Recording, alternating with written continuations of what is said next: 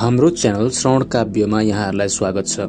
हामी विगतका केही अंकहरूबाट यहाँहरू समक्ष अनुपम पोखरेलले लेख्नु भएको पुस्तक ओशो एक असाधारण जीवन कथा वाचन गरेर सुनाइरहेका छौं। आज हामी यस पुस्तक अन्तर्गतको अर्को शीर्षक ओशोको शिक्षण तथा भारत भ्रमण सन् 1957 देखि सन् 1971 सम्म यहाँहरू समक्ष वाचन गरेर सुनाउँदैछौं। हाम्रो च्यानललाई सब्स्क्राइब गरेर सहयोग गरिदिनु हुन अनुरोध गर्दै अन्य कुनै पुस्तकहरूको अडियो बुक यहाँहरूलाई सुन्न इच्छा भएमा कमेन्टमा जानकारी गराइदिनु हुन अनुरोध गर्दछु। शिक्षण तथा भारत भ्रमण सन् 1957 देखि सन् 1971 सम्म। जसले बुद्धत्वको मर्म जाने उनीहरूले यो शब्दातीत छ भनेर बुझे। शब्दमा बुद्धत्वको 1% निकट पुग्न पनि असम्भव छ। त्यही भएर धेरै बुद्ध पुरुषहरू बुद्धत्व प्राप्ति पश्चात मौन रहन्छन्। जो बुद्धत्वका निम्ति निरन्तर खोजरत छन् उनीहरूको मार्गदर्शन कसले गर्ने? करुणावश केही बुद्ध पुरुषहरूले हिम्मत गर्छन्। भनिन्छ सिद्धार्थ गौतमबाट बुद्ध भइसके पश्चात गौतम बुद्धले पनि मौन रहने निर्णय गरेका थिए रे। किम्वदन्ती अनुसार उनको यस्तो प्रतिज्ञा सुनेर स्वर्गबाट भगवानहरू आएर बुद्धत्व अत्यन्तै दुर्लभ स्थिति भएका कारण उनले प्राप्त गरेको त्यो महान ज्ञानको सरोवरमा स्नान गर्ने अवसर उनले बोलेर अरू श्रावकलाई पनि दिन अनुरोध गरेछन्। जो बुद्धत्वको हकदार छ उसलाई आफूले केही नसुनाए पनि बुद्धत्व पाउने र जो हकदार छैन उसलाई आफूले जति प्रयास गरे पनि केही नहुने भएकाले आफू मौन बस्ने तर्क बुद्धले गरेछन्। रजनीशले पनि मग्गा बाबाको इच्छा अनुसार बोल्ने र अरूलाई बोधपूर्ण जीवनतर्फ आकृष्ट गर्नका निम्ति आफ्नो बुद्धत्वको उपयोग गर्ने निर्णय गरे। त्यसका निम्ति रजनीशले सुरुमा विश्वविद्यालयमै प्राध्यापन गरेर आफ्नो वक्तृत्व क्षमता तिखार्ने निर्णय गरे। असल शिक्षक त्यो हो जोसँग सबैभन्दा लद्दु विद्यार्थीलाई पनि सिकाउन सक्ने क्षमता हुन्छ। रजनीश यही सत्य मान्ने गर्थे। यही क्षमतालाई माझेर सरल व्यक्तिसम्म पनि आफ्ना कुरा सहज ढंगले पुर्याउने रजनीशको धोको थियो। विश्वविद्यालयको पढाइ सकिने बित्तिकै रजनीश मध्य प्रदेशका शिक्षा मन्त्रीलाई भेट्न गए। मन्त्री उनले नै अध्ययन गरेको सागर विश्वविद्यालयकै कुलपति समेत थिए। रजनीशले मन्त्रीका सचिवलाई आफू कुनै मन्त्रीलाई नभई आफ्नो विश्वविद्यालयको कुलपतिलाई भेट्न आएको भन्दै बीचमा नआउन आग्रह गरे। ती मन्त्रीसँग रजनीशको सागर विश्वविद्यालयमै वार्षिक दीक्षान्त तथा अन्य समारोहमा भेट भइसकेको थियो। रजनीश सरासर मन्त्री समक्ष गए। आफू उनकै विश्वविद्यालयको स्वर्ण पदकधारी छात्र भएको र अब आफूलाई प्राध्यापनको जागिर दिन आग्रह गरे। रजनीशले आफ्नो सारा प्रमाणपत्र साथै लगेका थिए। प्रमाणपत्र निहाल्दै मन्त्रीले त्यहाँ चारित्रिक प्रमाणपत्र किन नभएको भनेर प्रश्न गरे। रजनीशले आफ्नो विश्वविद्यालयका उपकुलपति र विभाग प्रमुख दुवै जडियाहा र परपीडक रहेकाले उनीहरूले दिने चारित्रिक प्रमाणपत्र लिनमा आफूलाई कुनै रुचि नभएको बताए। म आफै यहाँ उपस्थित भएकाले मेरा आँखामा हेरेर चरित्र निर्धारण गरियोस् रजनीशले माग राखे। रजनीशसँग तर्क गरेर जित्न नसक्ने कुरा मन्त्रीले निकै अघि नै उनका बहस सुनेर थाहा पाइसकेका थिए। त्यसैले उनलाई कुनै एउटा क्याम्पसमा अध्यापनको नियुक्ति दिएर पठाउनुमै बुद्धिमत्ता थियो। उनले चुपचाप रजनीशको हातमा नियुक्ति पत्र थमाइदिए। झुकिएर जबलपुर विश्वविद्यालयको नियुक्ति पत्रको सट्टा रजनीशको हातमा रायपुर संस्कृत विश्वविद्यालयको नियुक्ति पत्र पर्यो। संस्कृत विश्वविद्यालयमा दर्शन प्राध्यापकको कुनै काम हुँदैन, जागिर पनि खाइने र काम पनि गर्न नपर्ने भएकाले रजनीश रायपुर गए। त्यहाँका क्याम्पस प्रमुख रजनीशको नियुक्ति पत्र देखेर चकित थिए। उनले आफ्नो क्याम्पसमा दर्शनशास्त्रको प्राध्यापकको कुनै आवश्यकता नभएको बताएर रजनीशलाई फर्केर जान अनुरोध गरे। रजनीशले आफ्नो नियुक्ति शिक्षा मन्त्री स्वयंले गरेको बताएपछि क्याम्पस प्रमुखलाई चुप रहन कराइ लाग्यो। उनले रजनीशलाई बसालेर शिक्षा मन्त्रीलाई फोन गर्न गए। शिक्षा मन्त्रीले पनि उनको नियुक्तिमा गल्ती हुन गएको र छिट्टै उनलाई स्थानान्तरण गरिने बताउँदै त्यतिन्जेल त्यहीँ रहन दिन अनुरोध गरे। यसरी 6 महिना रजनीश बिना काम तलब खाएर रायपुर बसे। दिनभर उनी कि त आफ्नै क्वार्टरमा बसिराख्थे कि पुस्तकालयमा। रायपुरमै रहँदा उनले आफ्ना एक मित्रलाई लेखेको पत्र यस प्रकारको छ।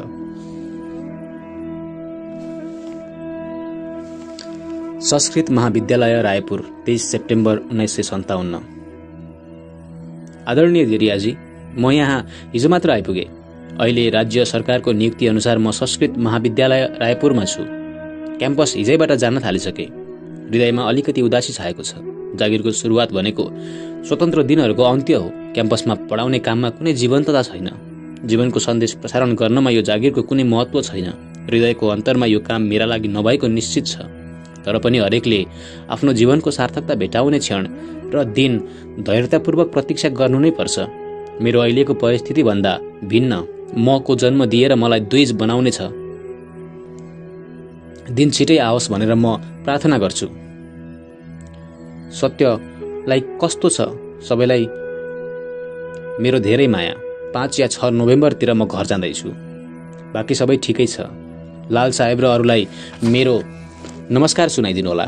अरू के चल्दैछ लेख्नु होला। पत्रको प्रतीक्षामा रहनेछु। रजनीश। विवाह गर्न घर परिवारको दबाव। रजनीश विश्वविद्यालयमा रहँदा लगभग 121 किलोमिटर टाढा रहेको आफ्नो घर बारम्बार पुगिराख्थे। रजनीशका बुवा रजनीशलाई बारम्बार भेटिराख्न चाहन्थे, त्यसैले उनी बुवाले भेट्न आउनुभन्दा आफै नै घर गएर भेटेर आउन मन पराउँथे। विश्वविद्यालयको अध्ययन समाप्ति पश्चात जब जब उनी घर जान्थे, उनका बुबा र परिवारका अन्य सदस्यले उनलाई विवाहका निम्ति दबाव दिन थाले। रजनीश जेठा छोरा भएकाले आफ्नो दोकान, सम्पत्ति र घर व्यवहारको जिम्मेवारी रजनीशले नै सम्हालुन् भन्ने बुवाको धारणा थियो।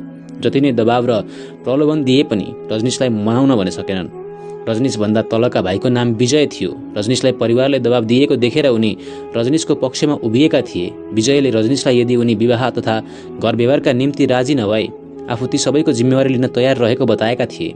11 सन्तान मध्येका अन्य सबैजना अध्ययनका निम्ति घरभन्दा बाहिर रहेका बेला पनि विजयले आफ्नो बुबालाई आफू घरमै बसेर तथा घर व्यापारका काममा सहयोग गर्ने गरेका थिए। विजयको विवाह पश्चात उनीभन्दा तलका अन्य भाइ बहिनीको विवाह गर्ने बाटो खुलेको थियो। घरका सम्पूर्ण सदस्यहरू भटाभट विवाह गर्नतर्फ लागि परेका थिए। यसरी जेठा छोरा रजनीश विवाह गर्नुपर्ने दबावबाट जोगिएका थिए। संयुक्त परिवारको रजनीशको घरमा लगभग 60 जना सदस्य बस्ने गर्थे। उनीहरूको पारिवारिक बन्धन, ससाना कुरामा भइरहने पारिवारिक खटपट आदि देखेर रजनीश पारिवारिक व्यवस्थादेखि निकै विरक्तिएका थिए। उनले आफू त्यस बन्धनमा कहिल्यै नफस्ने प्रण गरेका थिए। परिवारमै जन्मेर त्यसको विसङ्गति देख्दै हुर्केका मान्छेले फेरि आफ्नै परिवार सुरु गर्नु वा गर्ने इच्छा राख्नु मूर्खता हो भन्ने उसको धारणा थियो। रजनीशको विवाहका लागि रजनीशकी आमाले पनि एकचोटि दबाव दिने प्रयास गरेकी थिइन्। रजनीशले आमालाई उल्टै विवाहको यतिका वर्षपछि सुखी वा दुखी के हुनुहुन्छ भनेर सोधे। आफ्नो प्रश्नको उत्तर सकारात्मक आएमा आफू विवाह गर्न तयार रहेको बताए। रजनीशले यसको उत्तर दिन आमालाई 15 दिनको समय दिए। ऐना झै छर्लङ्ग आफ्नो जीवनमा आमा सकारात्मक हुने क्षण कमै थियो। उनको सम्पूर्ण जीवन पारिवारिक दबाव र विषादमा बितेको थियो। सायद विवाह नगरेको भए जीवन योभन्दा सुखी रहन्थ्यो कि भन्ने भाव उनमा बारम्बार आउने गर्थ्यो। रजनीशको आशय उनले बुझेकी थिइन्, त्यसैले उनी कालान्तरमा विवाहका लागि रजनीशलाई दबाव नदिने निर्णयमा पुगिन्। आफ्नी श्रीमती पनि रजनीशकै पक्षमा देखेपछि रजनीशका बुवाको झिनो आशा पनि टुट्यो। उनलाई आफ्नी आमाले भनेको त रजनीशले पक्कै मान्नेछन् भन्ने आशा थियो। अझै पनि विवाहका निम्ति राजी गर्न सकिन्छ कि भनी रजनीशका बुवा सर्वोच्च अदालतका वकिल कहाँ गए। रजनीशका बुवाका मित्र ती वकिल निकै तर्ककुशल मानिन्थे। वकिललाई आफ्नो बहस गर्न सक्ने क्षमतामा निकै घमण्ड थियो। रजनीशलाई मनाइहाल्छन् कि भन्ने रजनीशका बुवालाई झिनो आशा थियो। वकिलले आफ्नो सम्पूर्ण जीवन तर्क गर्नमा व्यतीत भएकाले रजनीश जस्ता बादशाह आफ्नो लागि केही होइन भन्दै आफूले उनलाई सहजै कुनै पनि कुरामा राजी गर्न सक्ने फुर्ती लगाए। रजनीशका बुवालाई ढुक्क भएर घर जान भने। अर्को दिन आइतबार भएकाले अदालत बिदा थियो। वकिल रजनीशको घर आए। उनी आएको देख्ने बित्तिकै रजनीश उनको सामुन्ने गएर आफूलाई उनी कुन कारणले आएको भनेर थाहा भएको बताए। आफूलाई राजी गर्नका निम्ति तर्क गर्नुभन्दा अगाडि आफ्नो एउटा शर्त रहेको बताए। रजनीशको शर्त थियो, यदि बहसमा रजनीशले हारे उनले विवाह गर्ने, तर यदि वकिलले हारे भने उनले आफ्नी श्रीमती छाड्नुपर्ने। यस्तो अचम्मको शर्त सुनेर वकिल चकित भए। वैवाहिक जीवनमा केही दुःख पीडा भए पनि आफू यस उमेरमा आएर श्रीमतीसँग छोडपत्र गर्नुपर्ने शर्तसँग राजी हुन नसक्ने बताउँदै ती वकिल त्यहाँबाट यत्तिकै बाटो लागे। विवाहका बारेमा रजनीशको विचार यस्तो छ। विवाह मान्छेले आविष्कार गरेका संस्थाहरूमध्ये सबैभन्दा निकृष्ट संस्था हो। बुद्धिमान मानिसहरू भोलिमा विश्वास गर्दैनन्। जीवन अहिले र यहीँ छ। भोलि आउन पनि सक्छ, नआउन पनि सक्छ। आफू अहिले जे जस्तो रहिआएको छ भोलि त्योभन्दा भिन्न पनि हुन सक्छ। आज जो मन परिरहेको छ भोलि मन नपर्न सक्छ। अनि कुन आधारमा विवाहको जन्मान्तरका लागि साथ भनेर झुटो बाचा गर्ने। संसार निकै ठुलो र सम्भावनाले भरिपूर्ण छ। विवाह गरेर त्यो ढोका बन्द किन गर्ने। विवाहले मान्छेलाई ढोंगी बनाउँछ। मानिस हरेक क्षण बदलिरहेका हुन्छन् र आफू त्यही पुरानो मान्छे रहेको ढोङ विवाहितहरू गर्छन्। आफ्नो यात्राक्रममा म हजारौं परिवारसँग बसेको छु। मैले पारिवारिक बन्धनमा रहेका व्यक्तिहरूको जीवन कति विषादग्रस्त छ भनेर देखेको छु। पति दुखी छ, पत्नी दुखी छ। हरेक दिन घरमा झगडा हुन्छ। बालबालिकाहरू यस्तै वातावरणमा हुर्किन्छन्। उनीहरू ठूला भएपछि त्यो श्रृङ्खला फेरि चलिरहन्छ। मानवताको वृक्षमा हुर्किएको फल हो विवाह। फेरि यिनै दुखी मानिसहरू मसँग मैले विवाह किन नगरेको भनेर प्रश्न गर्छन्। आफ्नो गल्ती पत्ता लगाउन नसक्ने के मानिस यति मूर्ख छ, या मानिसले दुःखको जरा कहाँ गाडिएको छ भनेर थाहा पाउन सक्दैन, या त आफू फसिहालियो अरूलाई पनि फसाउँ भन्ने सोच रहन्छ। मैले मेरो सम्पूर्ण जीवन चुपचाप एउटा कोठामा शान्तिसँग बसेर बिताएको छु। म कसैलाई उसले विवाह नगर्नुको कारण सोध्न गइन, सन्तान नजन्मनुको कारण सोध्न गइन। मेरो विचारमा यसो गर्नु अरूको स्वतन्त्रतामाथिको हस्तक्षेप हो, असभ्यताको पराकाष्ठ हो। बालबालिकाप्रतिको दृष्टिकोण। मसँग सोध्ने गरिन्छ कि तपाईलाई कहिले आफ्नो बच्चा होस् भन्ने लागेन? म भन्ने गर्छु, पटक्कै लागेन। यो पृथ्वी पहिले नै भिडको भारले थिचिएको छ। म यो भिडमा एउटा नयाँ पात्र थप्न चाहन्न। आमा बाबुहरूले शताब्दीयौंदेखि आफूले जन्म दिएको बच्चामाथि आफ्नो हक भएको तर्क गर्दै आएका छन्। कसैले कसैलाई जन्म दिन कसरी सक्छ? कसैमाथि हक नजताउनुहोस्। कुनै बच्चाको तपाईँ मालिक होइन, तपाईँ केवल माध्यम हो जसबाट बच्चाले यो संसारमा आउने द्वार पाए। तपाईँले यस अर्थमा केवल केयरटेकरको भूमिकासम्म निर्वाह गर्न सक्नुहुन्छ, मालिकपन देखाउन सक्नुहुन्न। रजनीश रायपुरमै रहँदाको घटना हो। एक दिन उनले छिमेकीले आफ्नो बच्चालाई पिटिरहेको देखे। उनी दौडिएर छिमेकीको घरमा गई बच्चालाई पिट्न नछाडे आफूले पुलिस बोलाइदिन्छु भनेर रोक्न खोजे। रजनीशका कुराले छिमेकीको रिसको पारो झन् बढ्यो। रिसले रातो हुँदै छिमेकीले बच्चा आफ्नो भएकाले आफूले जे चाह्यो त्यो गर्न पाउने अधिकार रहेको भन्दै झन् कुट्न थाल्यो। रजनीशले त्यो बच्चा ईश्वरको भएको र त्यस नाताले आफ्नो पनि उसमा हक लाग्ने बताउँदै कुट्न रोकी छडे। त्यसै गरी बालबालिकाको चित्त विकासको दिशानिर्देश गर्ने काम बुवा आमाकै काम भएकाले आफ्नो सन्तानको बानी बेहोरा ठिक नभएको भनेर गनगन गर्नुभन्दा ती सबैको स्रोत कतै आफै त होइन भनेर विचार गर्नुपर्ने रजनीशको धारणा थियो। अमृतसरमा रहँदाको घटना हो। रजनीश प्रातःकाल बगैँचामा बसिरहेका थिए। उनका मित्रको लगभग 8 वर्षको छोरो फूल टिपिरहेको थियो। ऊ नजिक आएर रजनीशसँग गफ गर्न लाग्यो। रजनीशले उसलाई ठुलो भएपछि के बन्छौ भनेर सोधे। बच्चाले औँला बाँच्दै आफ्नी आमाले आफूलाई डाक्टर बनाउन चाहेको, त्यसै गरी बुवाले इन्जिनियर, काकाले वैज्ञानिक, दिदीले नेता बन्नुपर्छ भनेको, तर आफूले के बन्न चाहेको भनेर चाहिँ कसैले नसोधेकाले त्यसबारेमा आफूले नसोचेको बताए। बाल्यकालबाटै चित्तलाई यसरी हजारतिर घिसारिने पारिवारिक व्यवस्था देखेर रजनीश निकै चिन्तित भए। एउटा रमाइलो घटना रजनीश अर्को मित्रको घरमा रहँदा पनि भयो। मित्रको बच्चा निकै चकचके थियो। जब जब मित्र र रजनीश कुरा गर्न लाग्थे, बच्चाले कुरा गर्न असम्भव जस्तै हुन्थ्यो। जब मित्र र रजनीश कुरा गर्न लाग्थे, बच्चाले गर्दा कुरा गर्न असम्भव जस्तै हुन्थ्यो। बच्चा कहिले उफ्रिन्थ्यो, कहिले रेडियो खोलिदिन्थ्यो, कहिले विभिन्न चिजहरू यताउता फाल्दै बस्थ्यो। रजनीशका मित्र आफ्नो बच्चाको यस्तो बानी देखेर चिन्तित देखिन्थे। रजनीशले मित्रलाई चिन्ता नलिन भन्दै बच्चालाई बोलाएर घर देखाउँदै परिक्रमा गरेर आएको खण्डमा आफूले पुरस्कार दिने बताए। बच्चा पुरस्कार पाउने लोभमा घर परिक्रमा गर्न दौडिहाल्यो। 7 पटक परिक्रमा गर्न साथ थाकेर बच्चा भुइँमै सुत्यो। रजनीशले किन रोकिएको भनेर प्रश्न गर्दा बच्चाले थाकेको बतायो। रजनीशले पुरस्कार चाहिन्छ भनेर प्रश्न गर्दा बच्चाले त्यसबारे पछि सोच्ने, अहिले भने आफू थाकेकाले शान्तिसँग बस्न दिन अनुरोध गर्यो। यो देखेर बच्चाका बुवा चकित थिए। कहिल्यै शान्तिसँग बस्न दिन अनुरोध गर्दा नटेर्ने आफ्नो छोरो आज आफूलाई शान्तसँग बस्न पाऊँ भनिरहेको थियो। रजनीशले आफ्ना मित्रसँग उनको बच्चा अहिले जुन स्थितिमा छ त्यो नै ध्यान भएको बताए। रायपुर बसाइको अनुभव। रायपुरमा रजनीश विश्वविद्यालयले दिएको आवासमा बस्थे। उनको कोठासँगै बङ्गाली प्राध्यापकको कोठा थियो जो आफ्नी श्रीमतीसँग बस्थे। रजनीश त्यहाँ बस्न थालेकै रात ती दम्पतिको बीचमा ठूलो झगडा पर्यो। झगडा राति 1 बजेसम्म जारी रह्यो। अकस्मात पति अब आफूले आत्महत्या गर्ने बताएर घरबाट निस्किए। यो सुनेर रजनीश पनि बाहिर निस्किएर उनलाई सम्झाउँदै अहिले मध्यरात भएकाले आत्महत्या गर्न मन भएमा बिहानसम्म पर्खिन भने। प्राध्यापक कहाँ मान्नेवाला थिए र आत्महत्या गरी छाड्ने भन्दै उनी अँध्यारोमै बाटो लागे। यति भइसक्दा पनि प्राध्यापककी श्रीमती बाहिर निस्केकै थिएनन्। रजनीश चकित भए। उनले आफ्ना श्रीमानलाई नरोक्नुको कारण प्राध्यापककी श्रीमतीलाई सोधे। श्रीमतीले भनिन्, निश्चिन्त भएर केही बेर बस्नुहोस्। उनी छाता बिना आजसम्म 2 मिटर टाढा पनि गएका छैनन्। अहिले पनि छाता छोडेर गएका छन्। अलिक पर पुगेपछि फर्किनेछन्। नभन्दै लगभग 15 मिनेटपछि प्राध्यापक फर्केर आए। रजनीशले छक्क पर्दै उनी फर्केर आउनुको कारण सोधे। ती प्राध्यापकले आफूले छाता छोडेर गएको र अहिले रात निकै भएकाले बिहान आत्महत्या गर्ने बताए। बिहान हुने बित्तिकै रजनीश प्राध्यापकलाई आत्महत्याका लागि जगाउन गई यसबारेमा सम्झाए। आफ्नो छाता बिग्रिएको र छाता बनाएपछि मात्र आत्महत्या गर्न निस्किने बताएर प्राध्यापक उम्कन खोजे। यसरी दिनरात झगडा गरिरहने ती बङ्गाली दाम्पत्यका कारण निकै रात रायपुरमा आफू सुत्न नपाएको रजनीश निकै सम्झन्थे। उनीहरूकै कारण आफूले सुत्ने बेलामा कानमा कपास कोच्ने बानी परेको बताउँथे। ती दिनमा पढे लेखेका तथा शिक्षित मानिसहरू रायपुरमा निकै कम थिए। लगभग घरै पछि ओझा तथा ज्योतिषहरूले आफ्नो धन्दा जमाएका थिए।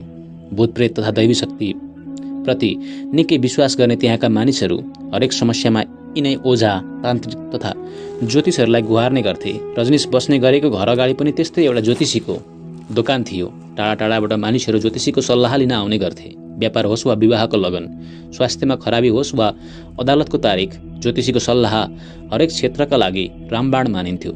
रजनीशका एक मित्र जो आफै संस्कृतका प्रकाण्ड विद्वान थिए, ज्योतिषीमा निकै विश्वास गर्थे। हरेक काम गर्नु पूर्व तिनै ज्योतिषसँग सल्लाह माग्ने गर्थे।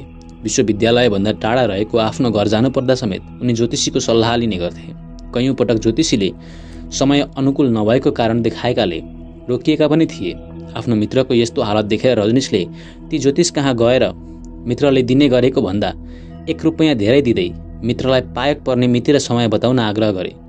ज्योतिषी मक्ख पर्यो। एकै कामका लागि दोहोरो शुल्क जो पाएको थियो। रजनीशले ज्योतिषीको वास्तविकता बुझिहाले। अनेक स्थितिमा सल्लाह माग्न आउने मानिसहरूलाई आफ्नो इच्छा अनुसार सुझाव दिनु भन्दै रजनीश बारम्बार ज्योतिषीलाई पैसा दिइराख्थे। एक दिन अति भएपछि ज्योतिषीले सोधे, मलाई अरूको कामका लागि किन पैसा दिइराख्नुहुन्छ? रजनीशको उत्तर थियो, तिम्रै कारणले त मैले मानिसहरूको मूर्खता देख्न पाएको छु। रायपुरमै रहँदा एउटी निकै राम्रै युवतीसँग आफ्नो प्रेम भएको भन्दै एउटा गुण्डाले केटीलाई अति सताउँदो रहेछ। हुँदाहुँदा त एक दिन त केटीको घरमै पुगेर विवाह गर्ने प्रस्ताव राखेछ।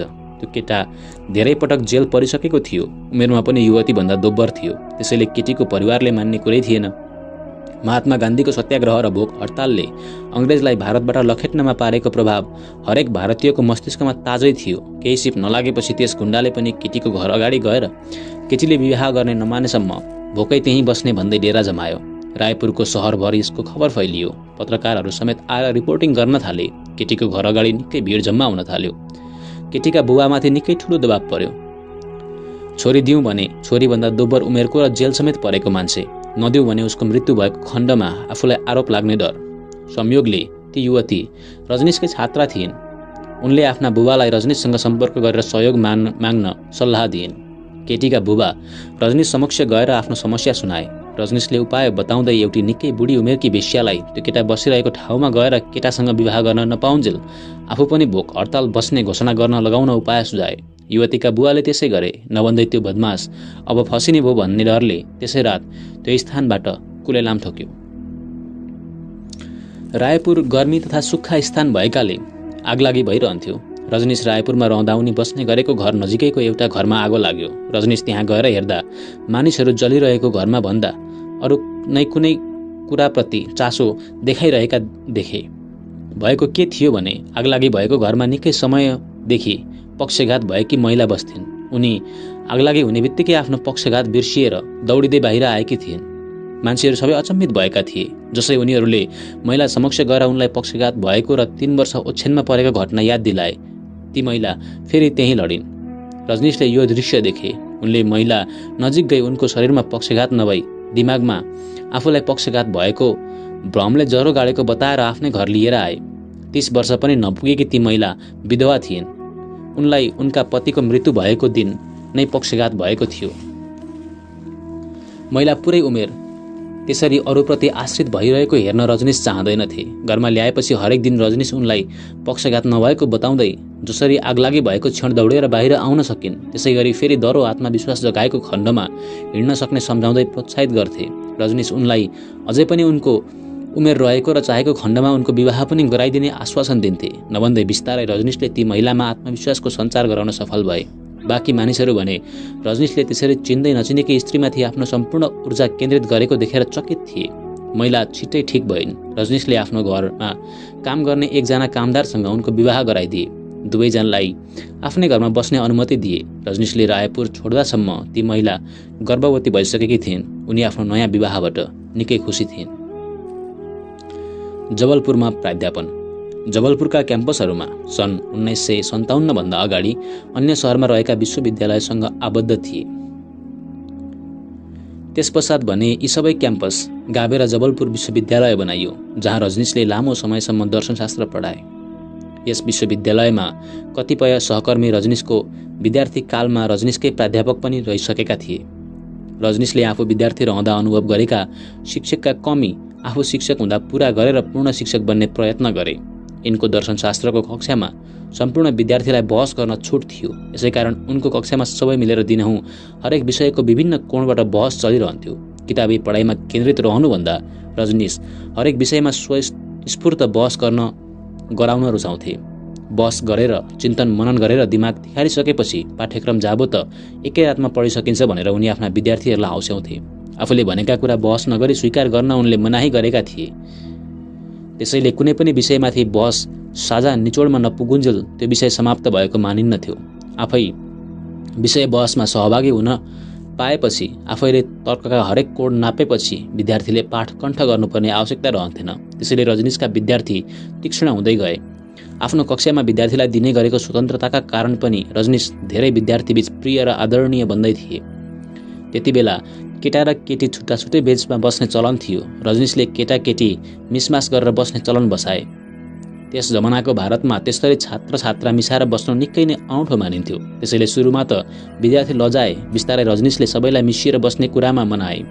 छात्र छात्रा जो लुकीछिपी एक अर्कालाई प्रेमपत्र कागजका टुक्राले हान्ने जस्ता क्रियाकलाप गर्ने गर्थे, सँगै बस्न पाएपछि दङ्ग नपर्ने कुरै भएन। अझ त्यसमाथि आफूले मन पराएको साथीसँगै बस्न पाएपछि एक अर्कालाई लुकीछिपी हेर्नमा भन्दा ध्यान पढाइमा केन्द्रित हुने नै भयो।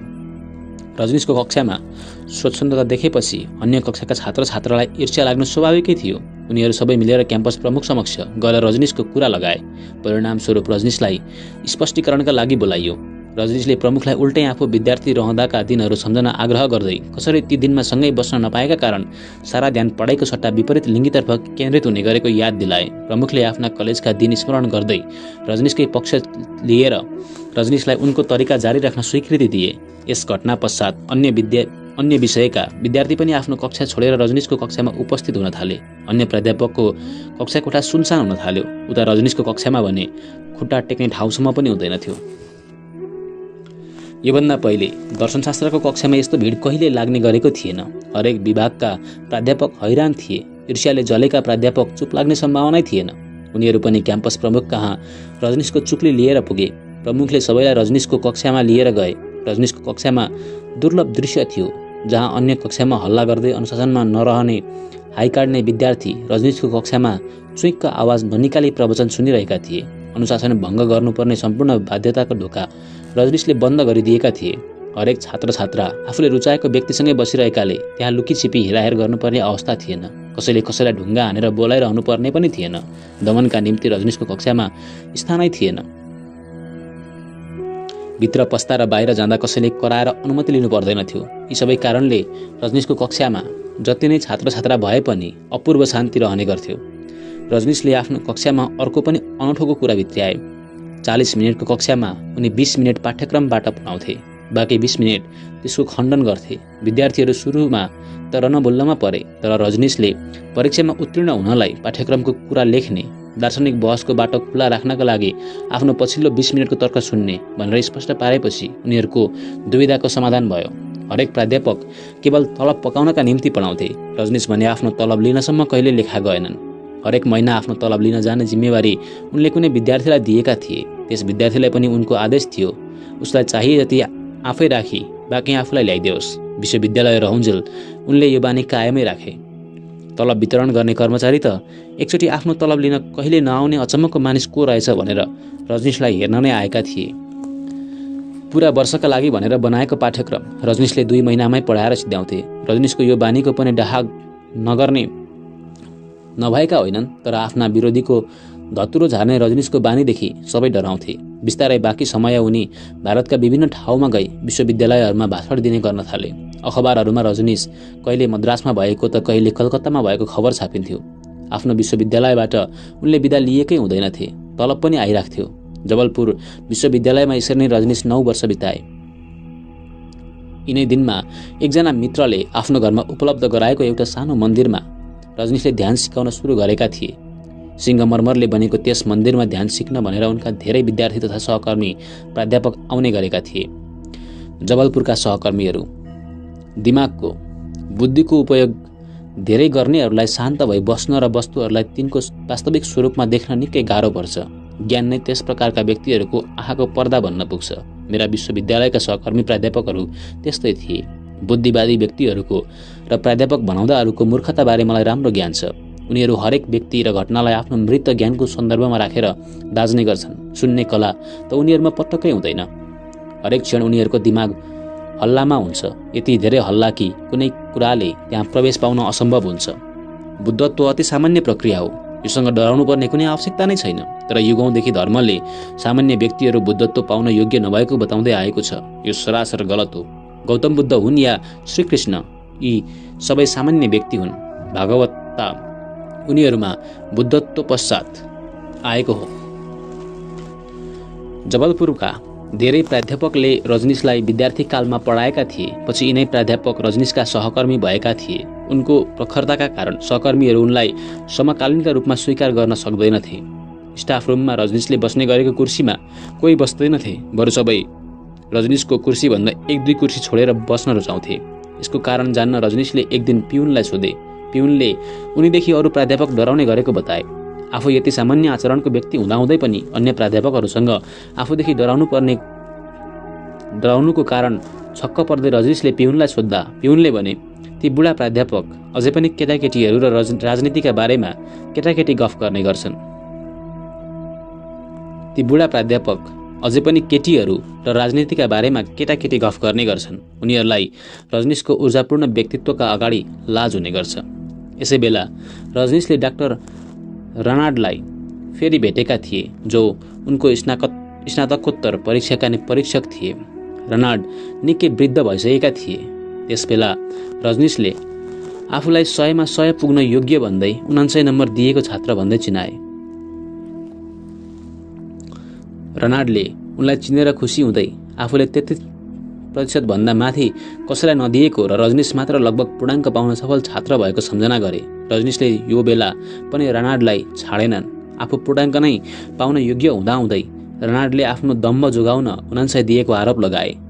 रनाल्डले यो पटक आरोपको खण्डन गरेनन्। बरु रजनीश इलाहाबाद विश्वविद्यालयको एउटा कार्यक्रममा शिक्षा प्रणालीको खण्डन गरेर निस्किँदै गर्दा यिनै रनाल्डले रजनीशलाई छोरा भनी सम्बोधन गर्दै शिक्षा प्रणाली वास्तवमै गलत भएको र यसको उद्देश्य केवल कारिन्दाहरू सिर्जना गर्नु रहेको भनेर रजनीशको तर्कको मुक्त कण्ठले प्रशंसा गरे। रजनीशले आफ्ना एक सहकर्मी प्राध्यापकलाई खलिल जिब्रानको प्रख्यात पुस्तक द प्रोफेट उपहार दिएका थिए। ती प्राध्यापकले अचम्म मान्दै आफू धार्मिक व्यक्ति भएको, आफूलाई प्रेम र स्वतन्त्रताको व्याख्या गरिएको पुस्तकमा कुनै रुचि नभएको बताएका थिए। यो सुनेर छक्क पर्दै रजनीशले धर्म केवल स्वर्ग या नर्कको बखान नभई प्रेम र स्वतन्त्रता नै भएको बताएका थिए। जीवनभर रजनीशले प्रेम र स्वतन्त्रता नै धर्मको आधार स्तम्भ मानिरहे। विश्वविद्यालयकै एक सहकर्मी बुद्धत्वलाई लिएर निकै उत्सुक देखिन्थे। रजनीशलाई उनको उत्सुकता केवल कौतूहलता जस्तो लाग्थ्यो, न कि तीव्र मुमुक्षा। एक दिन रजनीशले एकदम सही दिन र समयमा आफू उनलाई भेट्न आएको बताए। ती प्राध्यापकले कारण सोद्धा रजनीशले त्यो दिन बुद्धत्व प्राप्तिका निम्ति अत्यन्त विशेष भएको र कोसिस गरेको खण्डमा जो कोहीले सहजै बुद्धत्व पाउने बताए। अब भने ती प्राध्यापकले अप्ठ्यारो महसुस गर्न थाले। उनलाई त बुद्धत्वका बारेमा जान्नु मात्र थियो, न कि स्वयं बुद्ध हुनु। उनले चिन्तित हुँदै आफ्ना श्रीमती र छोराछोरी भएकाले ती प्रति आफ्नो जिम्मेवारी रहेको बताए। रजनीशले बुद्धत्वका निम्ति श्रीमती वा छोराछोरी बाधा नभएको बताउँदै प्राध्यापकलाई त्यहीँ रोकिराखे। अब भने प्राध्यापक त्यहाँबाट उम्कन अनेकन बहाना बनाउन थाले। कहिले उनी आफ्नो एउटा आँखा टेढो भएको भन्न थाले भने कहिले आफ्ना दाँत नक्कली भएको बताउँथे। रजनीश चाहिँ यी सबै सामान्य कुराको बुद्धत्वमा प्राप्तिमा कुनै महत्त्व नभएको बताउँदै आज उनी कुनै हालतमा ती प्राध्यापकलाई बुद्धत्व दिलाइ छाड्ने भनेर जिस्काइरहे। ती प्राध्यापक मित्र अन्त्यमा आफ्नै श्रीमतीसँग अनुमति मागेर आउँछु भन्दै निस्किए। त्यसपश्चात उनी रजनीशका अगाडि कहिल्यै देखा परेनन्। रेल यात्रा र भारत भ्रमणको अनुभव। हरेक व्यक्ति आफूबाट दिक्क छ। आफूसँग केही क्षण बिताउनबाट सबैजना भाग्न चाहन्छन्। त्यसैकारण बुद्ध वचन म चुप लागेर बसे परमानन्द पाएँ भन्ने सुन्दा हामीलाई विश्वास लाग्दैन। स्वयंभित्र असीम आनन्द छ। हामी पर्खिन्छौँ नै कहाँ र आनन्दलाई। केही क्षण चुप लागेर बस्ने नपाई हामी दिक्क मानेर साथ खोज्न वा केही गर्न भागिसकेका हुन्छौँ। तपाईँ भिखारी चाहिँ केही मागिरहनु भएको छ भने त्यो प्रार्थना अधर्म हो। प्रार्थनाको अर्थ मगन्ते हुनु होइन। ध्यानले तपाईँलाई सम्राट बनाउँछ। ध्यान कसैप्रति पनि मगन्ते भावले मागिन्न। सबै धर्महरू तिमीलाई माग्नेमा सीमित राख्न उद्धत छन्। तिमीलाई तिमीभन्दा बाहिर दौडाइराख्न लागि परेका छन्। प्रार्थना पूर्णतया बहिर्मुखी हुन्छ, मानौ भगवान कतै बाहिर छन् अनि तपाईँ आफ्नो माग पूरा गराउनका निम्ति कराइरहनु भएको छ। शताब्दीौँदेखि धर्म र शास्त्रहरूले स्वर्ग र नर्कको वकालत गर्दै तपाईँको आनन्दमा आघात पुर्याइरहेका छन्। यस चङ्गुलमा पर्नुभयो भने तपाईँले जीवित रहन्जेल पाप र नर्कको भयमा बाँच्नुपर्छ भनेर सिक्नुहुन्छ। आइसक्रिम खाँदा पनि पाप पो गरिरहेको छु कि जस्तो वायात भ्रममा तपाईँ रहनुहुनेछ। अचम्म त के छ भने कुनै धर्मशास्त्रमा पनि आइसक्रिम खानु पाप हो भनेर भनिएको छैन। रजनीशले जबलपुर रहँदाको समयभर भ्रमण गर्ने काम छाडेनन्। उनी देशभर एक ठाउँबाट अर्को ठाउँ प्रवचन दिँदै घुमिराखे। आफूले जति घुम्न सामान्य मानिसलाई 2-3 जन्म र आफूले जति बोल्न 10-12 वर्ष लाग्ने उनी बताउँथे। रजनीश आफ्ना प्रवचनका कारण निकै प्रख्यात भइसकेका थिए। जहाँ जहाँ जान्थे भिडले घेर्थ्यो। भिडबाट दिक्क भएपछि उनी आराम गर्न फेरि जबलपुर फर्किन्थे। जबलपुर उनको सुरुवाती दिनहरूको आधार शिविर थियो। रजनीश जहाँ भए पनि त्यो ठाउँबाट अर्को ठाउँ सोझै नगई केही दिन जबलपुर बसेर मात्र नयाँ ठाउँका निम्ति रवाना हुन्थे।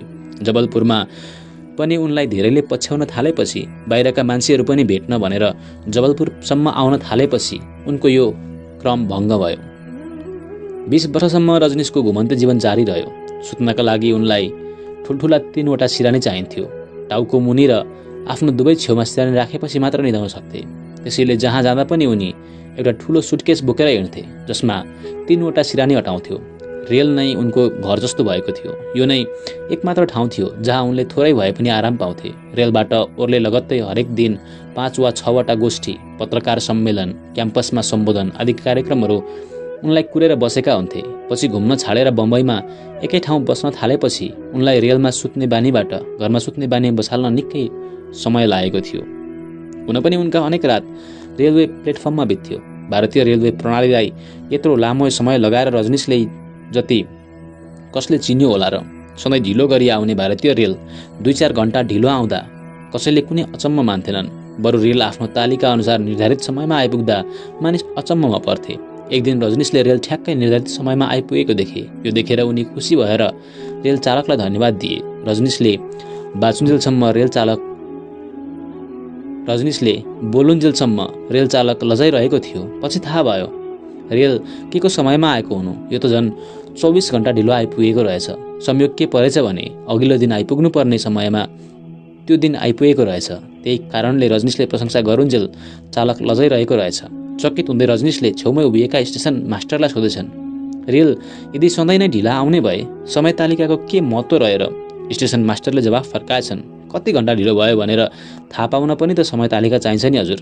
रजनीशका सामु हाँस्न बाहेक अरू के नै विकल्प थियो र? अर्को एउटा यात्राको क्रममा प्लेटफर्ममा प्रतीक्षारत रहँदा रेल 1 घण्टा ढिलो आइपुग्ने घोषणा गरियो। बिस्तारै सोही रेल 2 घण्टा ढिलो आउने बताइयो। हुँदा यो क्रम 4 घण्टामा लम्बियो। 1 घण्टा ढिलो भनिएको रेललाई अकस्मात 4 घण्टा कसरी र किन भनियो बुझ्न रजनीश स्टेसन मास्टर कहाँ गए। रजनीशको जिज्ञासामा स्टेसन मास्टरले खासमा रेल 48 घण्टा ढिलो गरी आउने कुरा बताए। उनले भने यहाँ उपस्थित मानिसहरूको कोप भोग्नुपर्ने भएकाले किस्ताबन्दीमा रेल आउने समय बताइएको हो। 20 वर्षको यात्राका क्रममा रजनीशले अनेक मानिस देखे। मान्छेको प्रवृत्ति निहालेर अनुभव गर्ने मौका पाए। रेलमा उनी सधैँ वातानुकूलित डब्बामा यात्रा गर्थे जहाँ एक सिटमा 2 जना यात्रु राखिन्थ्यो। आफ्नो छेउमा पर्ने यात्रुसँग वार्तालाप गर्न अनिच्छुक रजनीश पहिले आफ्नो साथ पुस्दै बताइदिन्थे। अब आफ्ना बारेमा बताउन बाँकी केही नरहेकाले, नसोध्न र आफूलाई कसैको बारेमा जान्ने इच्छा नभएकाले नबताउनु भनेर भनिदिन्थे। चकित हुँदै सहयात्री सुरुमा पत्रिका पढ्न वा अरू केही गर्नमा व्यस्त भए जस्तो गर्थ्यो, तर पत्रिका पढेरै बाटो कटाउन कहाँ सकिन्थ्यो र? अनि त्यत्रो लामो यात्रा चुप लागेर बिताउन कसैले कहाँ सक्थ्यो र? त्यो यात्रु तुरुन्तै कन्डक्टर कहाँ जान्थ्यो अनि आफ्नो सिट परिवर्तन गरिदिन आग्रह गर्थ्यो। रेलमा यात्रारत रहँदा एक दिन रजनीशको छेउमा एउटी महिला बसेकी थिइन्। एक सज्जन अर्को कम्पार्टमेन्टमा थिए जो हरेक स्टेसनमा ओर्लिएर ती महिलाका निम्ति कहिले आइसक्रिम, कहिले मिठाई त कहिले के ल्याइदिन्थे। रजनीशले ती महिलालाई त्यस पुरुषका बारेमा सोधे। महिलाले ती व्यक्ति आफ्नो पति भएको बताइन्। रजनीशले हाँस्दै झुट नबोल्न भने। महिलाले चकित हुँदै ती व्यक्ति आफ्नो पति नभएको भन्नुको कारण सोधिन्। रजनीशले हाँस्दै कुनै पनि पति हरेक स्टेसनमा श्रीमतीलाई भेट्न आई नराख्ने, बरु एकैचोटि अन्तिम स्टेसनमा लिन मात्र आउने बताए। महिलाले त्यो पुरुष आफ्नो मित्र मात्र भएको स्वीकारिन्। रजनीशले उनीहरूबीच मित्रता भएको समय सोधे। महिलाले 7 वर्ष भएको बताइन्। रजनीशले फेरि हाँस्दै उनीहरूको मित्रता भएको 15 दिनभन्दा धेरै नभएको ठोकुवा गरे। महिलाले कारण सोद्धा मधुमासको रङ 15 दिनमा उत्राउने र अहिले उनीहरूको चालढाल हेर्दा उनीहरू मधुमासमा भएको जस्तो लाग्ने बताए। एकपटकको यात्रामा रजनीश 4वटा बर्थ भएको कम्पार्टमेन्टमा थिए। माथिका 3वटा बर्थमा काटीकुटी उस्तै देखिने तिम्लेहा दाजुभाइ सुतेका थिए। उनीहरू एकपछि अर्को गर्दै ठुलो आवाज निकालिरहेका थिए। केही बेर त रजनीशले संसार माया हो, भ्रम हो भन्दै आफूलाई सम्झाउने प्रयत्न गरे। अति भएपछि उनीहरूले तिनीहरूभन्दा ठुलो आवाज निकालेर घुरे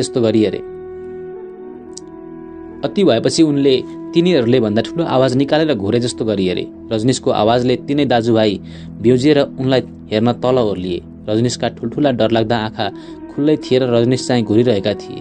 उनीहरूले रजनीशलाई बिउजाउँदै घुर्नाको कारण सोधे। रजनीशले उनीहरू चुप नलागे आफू पनि रातभर घुर्दै बस्ने बताए। उनीहरूले रजनीशको डरलाग्दो हुङ्कार सुनेर बस्नुभन्दा त बरु केही पढेर जाग्राम बस्ने निर्णय गरे। उनीहरूको आशय बुझेपछि उनीहरूलाई पुस्तक उपलब्ध गराई रजनीश आरामले सुते। बिचरा ती दाजुभाइ बुझ्नै नसकिने रजनीशको पुस्तक हेर्दै बिहानसम्म सुतेनन्। बिहानी पख रजनीश उठेपछि त्यो दृश्य हेरेर हाँस्दै आफू नुहाउन जान लागेको र नुहाउन निकै समय लाग्ने भएकाले त्यो समयभर चाहे जति सुत्नु भनेर नुहाउन गए। त्यो बेला हवाईजहाजको सेवा आम जनताका लागि सर्वसुलभ थिएन। ब्रिटिसहरूले रेल सञ्जाल भने निकै राम्रो बनाइदिएका थिए। त्यसकारण जहाँ जाँदा पनि भारतीयहरू रेलकै प्रयोग गर्थे। रजनीश ध्यान शिविर सञ्चालन गर्न उदयपुर जाने क्रममा थिए। त्यो बेला जबलपुरबाट उदयपुर जान 36 घण्टा लाग्थ्यो। धेरै ठाउँमा रेल परिवर्तन गर्नु पर्थ्यो। कटनी भन्ने एउटा ठाउँमा रेल परिवर्तन गरेपछि क्रमशः बिना आगरा आउँदै चित्तौरगढ पुगिन्थ्यो। त्यहाँ पनि रेल परिवर्तन गरेपछि बल्ल उदयपुर पुगिन्थ्यो। चित्तौरगढ मुसलमानहरूले तीर्थस्थल मान्ने गरेको अजमेरको निकै नजिक पर्छ। स्वभावतः रेलमा धेरै मुसलमान यात्रुहरू थिए। साँझपख रजनीश चढेको रेल चित्तौरगढमा आएर रोकिएर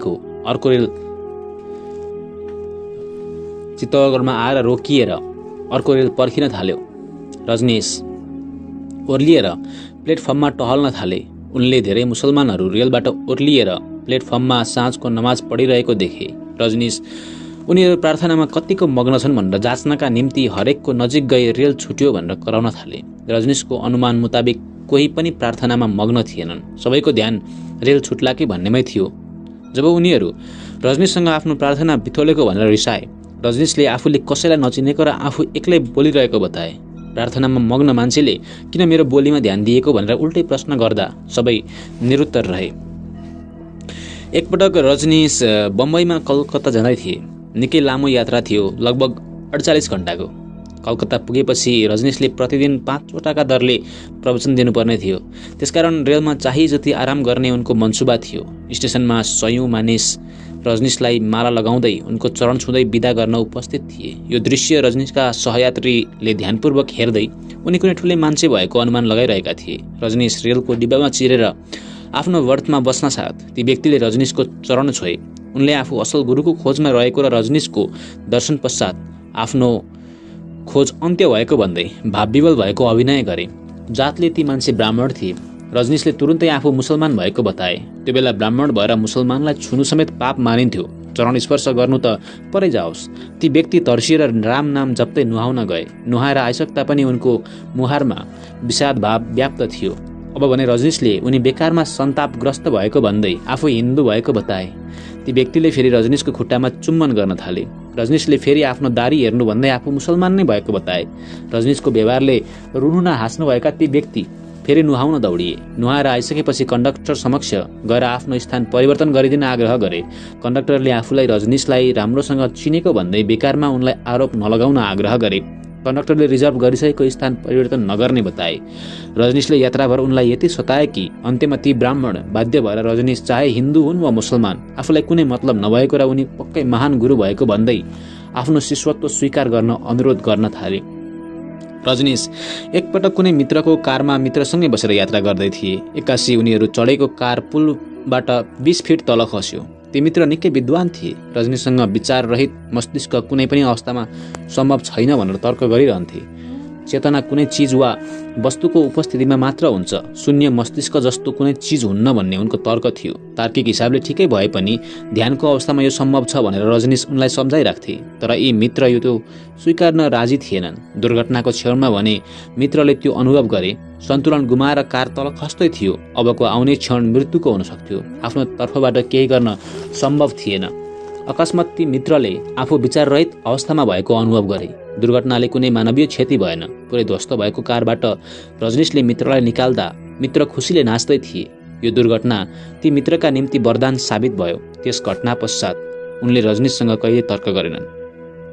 रजनीश बम्बई निरन्तर आवत जावत गरिरहन्थे। त्यहाँ उनका समर्थक र शिष्यहरू धेरै थिए। एक दिन बम्बईको एउटा प्रवचनबाट फर्किँदै गर्दा उनी बसेको कार चलाइरहेका हर्षाद भन्ने व्यक्तिले जिस्किएर रजनीशलाई आइसक्रिम खाने भनेर सोधे। उनको अनुमान थियो रजनीश जस्ता सन्त व्यक्ति सायद आइसक्रिम खानुलाई पाप मान्दा हुन्। रजनीश पाप धर्मको लेखाजोखा राख्ने व्यक्ति कहाँ थिए र? उनले हर्षादको प्रस्ताव स्वीकार गरेर तुरन्त कार रोक्न लगाई। आइसक्रिम पसलतर्फ लागे। अब आत्तिने पालो हर्षादको थियो। रजनीशको ख्याति बम्बईमा बिस्तारै बढ्दै थियो। त्यहाँ उनलाई धेरैले चिन्न थालिसकेका थिए। हर्षाद कसैले रजनीशलाई चिने आफूले घर पुग्नुको सट्टा आइसक्रिम पसल पुर्याएकोमा खप्की खाइने सोचेर डराइरहेका थिए। नभन्दै त्यस्तै भयो। आइसक्रिम पसलेले रजनीशलाई देख्ने बित्तिकै उनको चरण छोयो। यो देखेर रजनीश को हुन् भनेर चिन्दै नचिनेका अन्य ग्राहक पनि आउँदै सोही गर्दै गर्न लागे। रजनीश भने आफू आइसक्रिम खान त्यहाँ आएको बताउँदै आइसक्रिम मागे। यति बेलासम्म त्यहाँ निकै भिड जम्मा भइसकेको थियो। हर्षाद बल्ल तल्ल रजनीशलाई त्यहाँबाट निकालेर घर पुर्याउन सफल भए। यस घटनाका बारेमा थाहा पाएपछि रजनीशका उच्च पदस्थ शिष्यहरूले उनको सुरक्षामा खेलवाड गरेको भनेर हर्षादलाई निकै गाली गरे। एकपटक ध्यान शिविर सञ्चालन गर्ने क्रममा रजनीश केही मित्रको साथमा हिमालयको सेरोफेरोमा थिए। मित्रहरूले साथै लिएर आएको रेडियो, अखबार, उपन्यासबाट दिक्क भएर रजनीशले यदि यस्ता चिज प्रयोग गर्ने हो भने घरभन्दा त्यति टाढा ध्यान गर्ने उद्देश्य लिएर आउनुको औचित्य नरहेको बताए। कसैले हिमालयको तस्बिर निकाल्न क्यामेरा निकाल्दा रजनीश आफू हिमालय हेर्न आएको कि क्यामेरालाई देखाउन आएको भनेर प्रश्न गर्थे। यस्तोमा कसैले भविष्यमा ती क्षण हेरेर आनन्द लिन तस्बिर खिच्ने गरेको तर्क गर्दा रजनीश व्यक्तिको वर्तमान प्रतिको उदासीनता तर भविष्यप्रतिको निष्ठा देखेर उदेक मान्थे। उनले आफ्नो प्रवचनमा भनेका छन्, ध्यानका निम्ति हिमालय जानु सुरुवात गर्नेहरूको लागि ठिक छ, तर कतै शान्त रहनका निम्ति तपाईँलाई हिमालय नै जानुपर्ने आवश्यकता नपरोस्। हिमालयमा रहँदा महसुस गरेको शान्ति बजारमा पनि लिएर आउनुहोस्। त्यसलाई हुर्कन दिनुहोस्। आफू ध्यानमा डुब्दै गएपछि कतै पनि ध्यानको शान्ति र मौनता महसुस गर्न सकिन्छ। 15 वर्षदेखि म निरन्तर यात्रामा छु। हरेक दिन म कहिले रेल, कहिले कार र कहिले रेलवे प्लेटफर्महरूमा आफूलाई पाउँछु। मेरो शान्ति, मेरो आनन्द या मेरो मस्ती केहीले पनि फरक पार्न सकेको छैन। ध्यानको वृक्ष जब हुर्कन्छ, हावा हुण्डरीले त्यसको जरा हल्लाउन सक्दैन। यो हो, वृक्ष कलिलो हुँदा त्यसलाई ध्यानपूर्वक जोगाउनु, सम्हाल्नु जरुरी छ। रजनीशले जिससको मृत्यु भारतमा भएको र आफूले उनको समाधि कश्मीरको पहलगाममा देखेको निकै पटक आफ्ना प्रवचनमा उल्लेख गरेका छन्। उनका अनुसार क्रिस्चियनहरूले जिससलाई क्रुसमा मरेको भन्ने भनाइ नितान्त गलत हो। जुन प्रकारले हात र खुट्टामा किला ठोके जिससलाई झुन्डाइएको थियो, त्यस प्रक्रियाले स्वस्थ व्यक्तिको मृत्यु हुन कम्तीमा पनि 48 घण्टा लाग्छ। जिसस 33 वर्षका स्वस्थ व्यक्ति थिए। उनी केवल 6 घण्टा झुन्डाइएका थिए। उनको मृत्यु यसरी हुन सम्भव नै थिएन। शनिबारदेखि 3 दिन केही गर्न नहुने यहुदी परम्परा रहेको समयमा पोन्टियस पाइलेट, जो जिससप्रति सहानुभूति राख्थे, उनलाई शुक्रबार झुन्ड्याउने निर्णय गरेका थिए। झुन्ड्याइएको 6 घण्टा पश्चात नै शुक्रबारको सूर्यास्त भएकाले 3 दिनका लागि जिससलाई क्रुसबाट उतारिएको थियो। उनलाई बचाउन यस्तो षड्यन्त्र रचिएको थियो। यस पश्चात जिसस आफूलाई राखिएको गुफाबाट भागी भारतको कश्मीरतर्फ लागेका थिए। कश्मीरीहरूको यहुदी बनोट कुनै संयोग नभई जिससले आफूसँग लगेका यहुदीहरूको सन्तति भएका कारण हो भन्ने दाबी रजनीशको थियो। उनका अनुसार कश्मीरमा जिसस 112 वर्षसम्म बाँचेका थिए। उनको समाधि कश्मीरमा एक यहुदी परिवारको रखवालीमा अझै पनि सुरक्षित रहेको रजनीशको भनाइ छ। मुसलमानहरूलाई समाधिस्थ गर्दा अनुहार मक्कातिर पार्ने चलन विपरीत त्यो समाधि बनाइएको छ। रजनीशका अनुसार जिजस उनको वास्तविक नाम नभई जोसुआ भएको र ग्रिकबाट अपभ्रंश हुँदै जिजस हुन पुगेको हो। जिजसको समाधिमा हिब्रू भाषामा स्पष्ट रूपमा जुडाबाट आएर 112 वर्ष बाँचेका धर्मका महान शिक्षक जोसुआ भनेर देखेको रजनीशको दाबी थियो। अचम्म छ, पश्चिममा म कैयौं वर्ष बसेँ। त्यहाँका कुनै पनि क्रिस्चियन धर्म मान्ने व्यक्ति मैले देखेको जिजसको समाधि देखाउँछु भनेर निम्ता गर्दा पनि हेर्न आउन तयार भएनन्। क्रिस्चियनहरूको पुरै धर्म जिजसको मृत्यु भएको 3 दिन पश्चात जिजस उठेको विश्वासमा आधारित छ। म चुनौती दिन्छु क्रिस्चियन धर्म मान्नेहरूलाई, हिम्मत भए पहलगाममा अवस्थित जिजसको समाधि मसँगै हेर्न आओ। मगा बाबाको समाधि पनि पहलगामको त्यो सानो कश्मीरी गाउँमै छ। आफू पहलगाममा रहँदा मुसा, जिजस हुँदै मग्गा बाबा र आफूसम्म दौडिने अनौठोको सम्बन्धको बारेमा मलाई ज्ञान भयो। भारत भ्रमणका क्रममा रजनीशले भारतलाई निकै नजिकबाट निहाल्ने मौका पाए। उनी जहाँ जहाँ गए प्राय सबै ठाउँमा उनले अपूर्व माया र आदर पाए। जहाँ जहाँ जाँदा पनि उनलाई भेट्न फुलमाला लिएर अनेकौं दर्शनाभिलाषीहरू आउँथे। रजनीशका प्रिय ठाउँहरू। ताडोबा नामको एक वन्यजन्तु आरक्षको बीचमा एउटा सुन्दर ताल थियो। तालको छेउमै सरकारी पाहुना घर थियो। रजनीश आफ्नो यात्राका क्रममा धेरै पटक यस पाहुना घरमा बसेका थिए। यो आरक्ष मृगहरूका लागि प्रख्यात थियो। हरेक दिन सूर्यास्त पश्चात त्यस तालमा पानी खानका निम्ति हजारौं मृग एकैपटक निस्किन्थे। अँध्यारोमा तिनका आँखा टल्किँदा असंख्य ज्योतिपुञ्ज अवतरित भएका छन् जस्तो लाग्थ्यो। यो दृश्य लगभग रातभर रहन्थ्यो। रजनीश यो वैभवता रातभर हेरेर आनन्द लिन्थे। बम्बई नजिक माथेरन नामका एक पहाडी गाउँ छ जुन रजनीशको मनपर्ने स्थल थियो। पहिलो पटक ध्यान शिविर आयोजना गर्न मेरठ जाँदा त्यहाँका बासिन्दाले पहाडको लगभग टुप्पोमा रहेको इको पोइन्ट जाने सल्लाह दिए। टुप्पोबाट कराउँदा निस्किने प्रतिध्वनि 7 पटक तरङ्गित हुँदै क्षीण हुन्थ्यो। लाग्थ्यो मानव 7 पटक कोही एकै आवाजमा कराइरहेको छ। रजनीश आफ्नो खराब स्वास्थ्य स्थिति, उच्च रक्तचाप र दमका बावजुद त्यो ठाउँमा पुगेका थिए। रजनीशकी हजुरआमाको जन्म तान्त्रिकहरूको कामकलाको मूर्तिका लागि प्रख्यात खजुराहो नजिक भएको थियो। उनी रजनीशलाई सानैदेखि अलिक ठूलो भएपछि खजुराहोको भ्रमण गर्न बारम्बार भनिराख्थिन्। हजुरआमाको जीवनका अन्तिम 20 वर्ष रजनीश भारत भ्रमणमै व्यस्त थिए। भ्रमणका क्रममा यदाकदा आफ्नो गाउँ निस्किँदा हजुरआमा उनलाई खजुराहो जाऊ भनेर बारम्बार आग्रह गर्थिन्। अन्ततोगत्वा रजनीश खजुराहो पुगी छाडे। त्यहाँको अलौकिक सुन्दरता देखेर उनी छक्क परे। त्यसपछि त उनी बारम्बार त्यहाँ पुग्न थाले। उनका पारखी आँखाहरूले त्यहाँका हरेक चित्रले रहस्य बोकेको अनुमान गर्न बेर लगाएनन्। एकपटक कुनै युरोपेली देशका प्रधानमन्त्री खजुराहोको भ्रमणमा आउँदै थिए। रजनीशका एक मित्र जो त्यसै प्रदेशका शिक्षा मन्त्री थिए। उनले ती प्रधानमन्त्रीलाई खजुराहो घुमाउनु पर्ने भयो। रजनीशका मित्रले खजुराहोका कामकलाले भरिएका मन्दिर तथा मूर्तिहरू देखाउने र तिनको वर्णन गर्ने हिम्मत जुटाउन सकेनन्। तसर्थ उनले त्यसको जिम्मा रजनीशलाई सुम्पे। मन्दिर जस्तो धार्मिक स्थानमा काम क्रीडारत मूर्तिहरू किन गाडिए भन्ने कुराको उत्तर दिन सजिलो थिएन। रजनीशले मित्रको आग्रह स्वीकारेर विदेशीलाई भित्र लिएर गए। ढुङ्गाका मूर्तिहरूमा गाडिएका सुन्दरतम नग्न मूर्तिहरू देखेर विदेशी अवाक भए। रजनीशले मन्दिरका बारेमा बताउँदै नग्न मूर्तिहरू केवल मन्दिरको बाहिरी भागमा रहेको तर भित्री भागमा रिक्त भएको बताए। अचम्ममा पर्दै विदेशीले किन यस्तो भनेर सोधे। रजनीशले भने, यी मन्दिर तथा मूर्ति हजारौं वर्ष पूर्वका तान्त्रिकहरूले सृजना गरेका हुन्। यसको अर्थ हो जबसम्म कामभाव समाप्त हुन्न मन्दिरभित्र प्रवेश गर्नुहुन्न। रजनीशका अनुसार ध्यानीहरू वर्षौंसम्म ती नग्न मूर्ति निहाल्दै ध्यानमा मग्न रहन्थे। जुन दिन आफ्नो कामुकता विसर्जित भएको महसुस गर्थे बल्ल मन्दिरको भित्री भागमा प्रवेशका निम्ति योग्य भएको ठान्थे। रजनीशको यस्तो व्याख्या सुनेर विदेशी प्रधानमन्त्री चकित भए परेका थिए। मित्रहरूलाई चिठी। मैले सधैँ प्रेम गरेँ, त्यसैले ठेगानाहरू बदलिरहेँ, तर मैले मेरो सम्पूर्ण जीवन प्रेम पत्र लेख्नमा बिताएको छु। रजनीश आफ्नो जीवनकालमा आफ्ना सन्यासी, प्रशंसक, शिष्य तथा मित्रहरूलाई सम्बोधन गरेर थुप्रै पत्र लेख्थे। तीमध्ये केही त सङ्कलन गरेर पुस्तक आकारमा पनि निकालिएका छन्। रजनीश आफूले कुनै पुस्तक लेखेका छैनन्। पुस्तक नलेख्नुको कारण बताउँदा उनी आफ्ना शब्दहरू कसैलाई सम्बोधन नगरी ननिस्किने भएकाले नलेखेको बताउँथे। पत्र लेख्दा भने कसैलाई लेख्दैछु भन्ने जानकारी रहने भएकाले एक प्रकारको संवाद सम्भव हुने उनको ठम्याइ थियो। लेखनलाई कुनै सन्तले पनि ग्राह्यता दिएनन्। उनीहरूले गीत गाए, नाचे, बोले तर लेखेनन्। कुनै कुरा लेख्नु आफ्नो हृदयमा झल्किएका असीम भावनालाई एउटा शाब्दिक सीमाभित्र बाँधेर पोख्नु हो। सन्तहरूको अनुभव आकाशको अनुभव हो।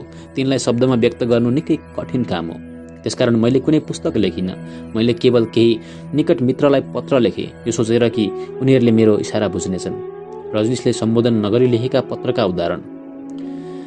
गएको रात सहरभरि बत्तीको झिलिमिली थियो।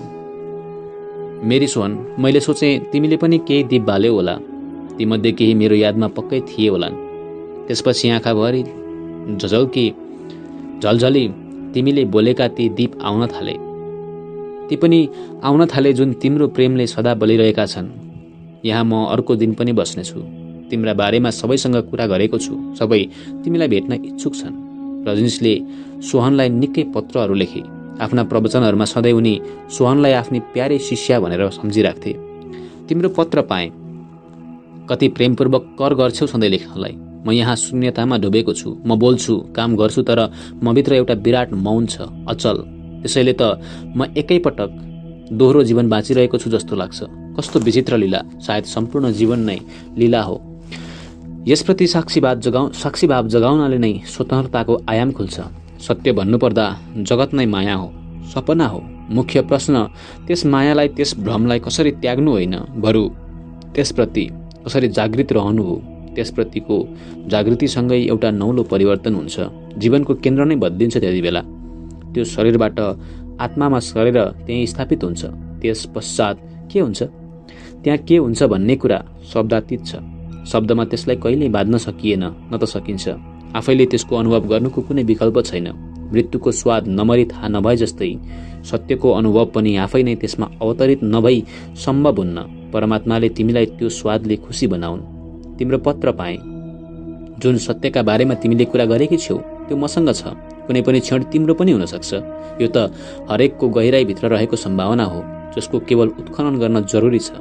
जसरी पृथ्वीको गहिराईभित्र जल समाहित भएर बसेको हुन्छ, त्यसरी नै परमानन्द पनि हामीभित्रै समाहित भएर बसेको छ। यसको उत्खनन गर्ने साहस राख्नेका निम्ति यो कुनै बेहुनी बेला उपलब्ध छ। आध्यात्मले, धर्मले यसको उत्खनन कसरी गर्ने भनेर बताउँछ। यो कसरी प्राप्त गर्ने भनेर मैले तिमीलाई बताइसकेको छु। अब त्यसका निम्ति परिश्रम गर्ने पालो तिम्रो। मलाई थाहा छ तिम्रो जग तयार भइसकेको छ। अब अलिकति परिश्रम जरुरी छ। चित्तको त्यो शान्त अवस्था सौभाग्यले मात्र प्राप्त हुन्छ। त्यसैले यो अवसर नगुमाऊ। आफूलाई इच्छा शक्तिले भर, बाँकी परमात्माको इच्छामा छाड। मलाई लेख्नका निम्ति कहिले धक मान्न पर्दैन। तिम्रा निम्ति मसँग सधैँ समय रहनेछ। मेरो आफ्नो जीवनमा केही पनि छैन जसलाई मेरो जरुरत छ। म केवल उसैका लागि हुँ। म भर्खर मात्र यहाँ आइपुगेँ। रेल 5-6 घण्टा ढिलो भयो।